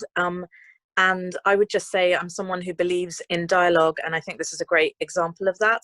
And it's always, like, as someone who is a journalist, but someone who's also, you know, of a minority background myself, it's still always brilliant to attend these events and hear directly from people sort of in the real world. And I think, as Toby said, that can only ever be a good thing. And thank you for people for sharing your concerns, your stories, and being really honest. But I would just urge you all, please don't leave it here, and do follow up and do contact us. And by that I mean collectively. I hope all the panelists are sort of saying that, and we mean that genuinely for all the other things that we're saying. So, you know, whether you're interested in a career or contributing stories or just concerns, just please know that, you know, this is a bridge building exercise. Thank you, thank you. Peter? Yeah, hi. Well, it's an absolute delight again. It's slightly odder with it all on Zoom, but it was a pleasant reminder of what a constructive sessions these can be. The last one was, and this one was just as much fun, and the going into the room eventually was great to actually have a chance to talk to people in a bit more detail.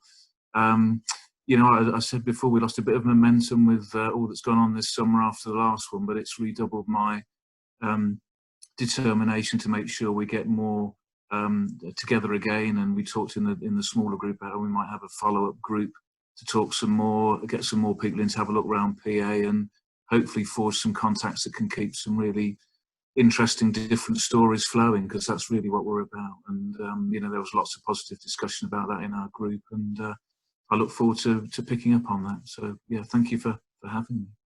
Brilliant, thank you. Allison?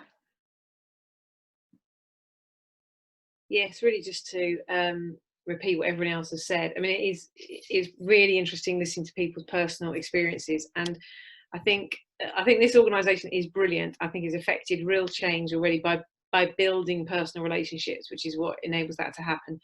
And I guess my only request also would be that, you know, people who have been impacted by stories, either through Centre for Media Monitoring or individually, keep fighting the fight, keep raising the issues, keep having those conversations, keep having that dialogue, because the alternative, I fear, is some people who we were discussing in our breakout group, that there can then be this concern that maybe there's a bigger conspiracy around it, and I think that's that way darkness lies. You've got to try and tease out each issue as it arises and try and make a better go of it. Brilliant, thank you. Louise. Yeah, I just wanted to say thank you everyone for your honesty. Trust is so valuable to us. Your opinions are so valuable to us, and crucially, so are your solutions. The message I take away from this is we need to widen our network. So thank you for the conversation. It's been really valuable, and I hope that people have found it valuable too to talk to us too. Brilliant, thank you. Well, it's been a very long session and I'm sure the panelists are really tired, but thank you for having given up your time.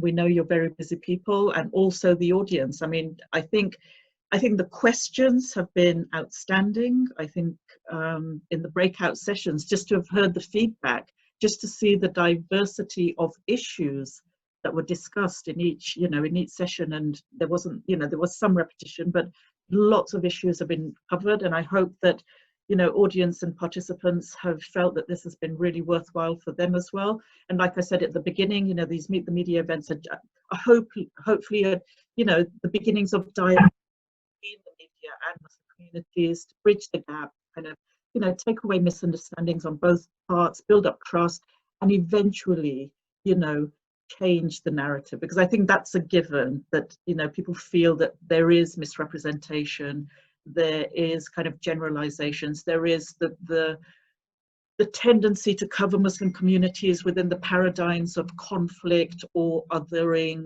or terrorism, for example, and it's about normalizing, as somebody said, it's about normalizing Muslims as being, members of the British community, citizens who have a breadth of experience in different fields, and, there may be specific issues that concern the communities, but by and large, everybody lives, breathes, fears, loves, mostly the same things. And so we just hope that CfMM is doing its bit on behalf of the community and the media to start slowly effecting change. And I'd like to thank everybody behind the scenes. We've had a huge team behind there. Amanda, well done for having organised this and for having been, setting up all the sessions, all the Muslim Council of Britain team that's behind the scenes that were moderating and helping out. I'd like to thank everybody.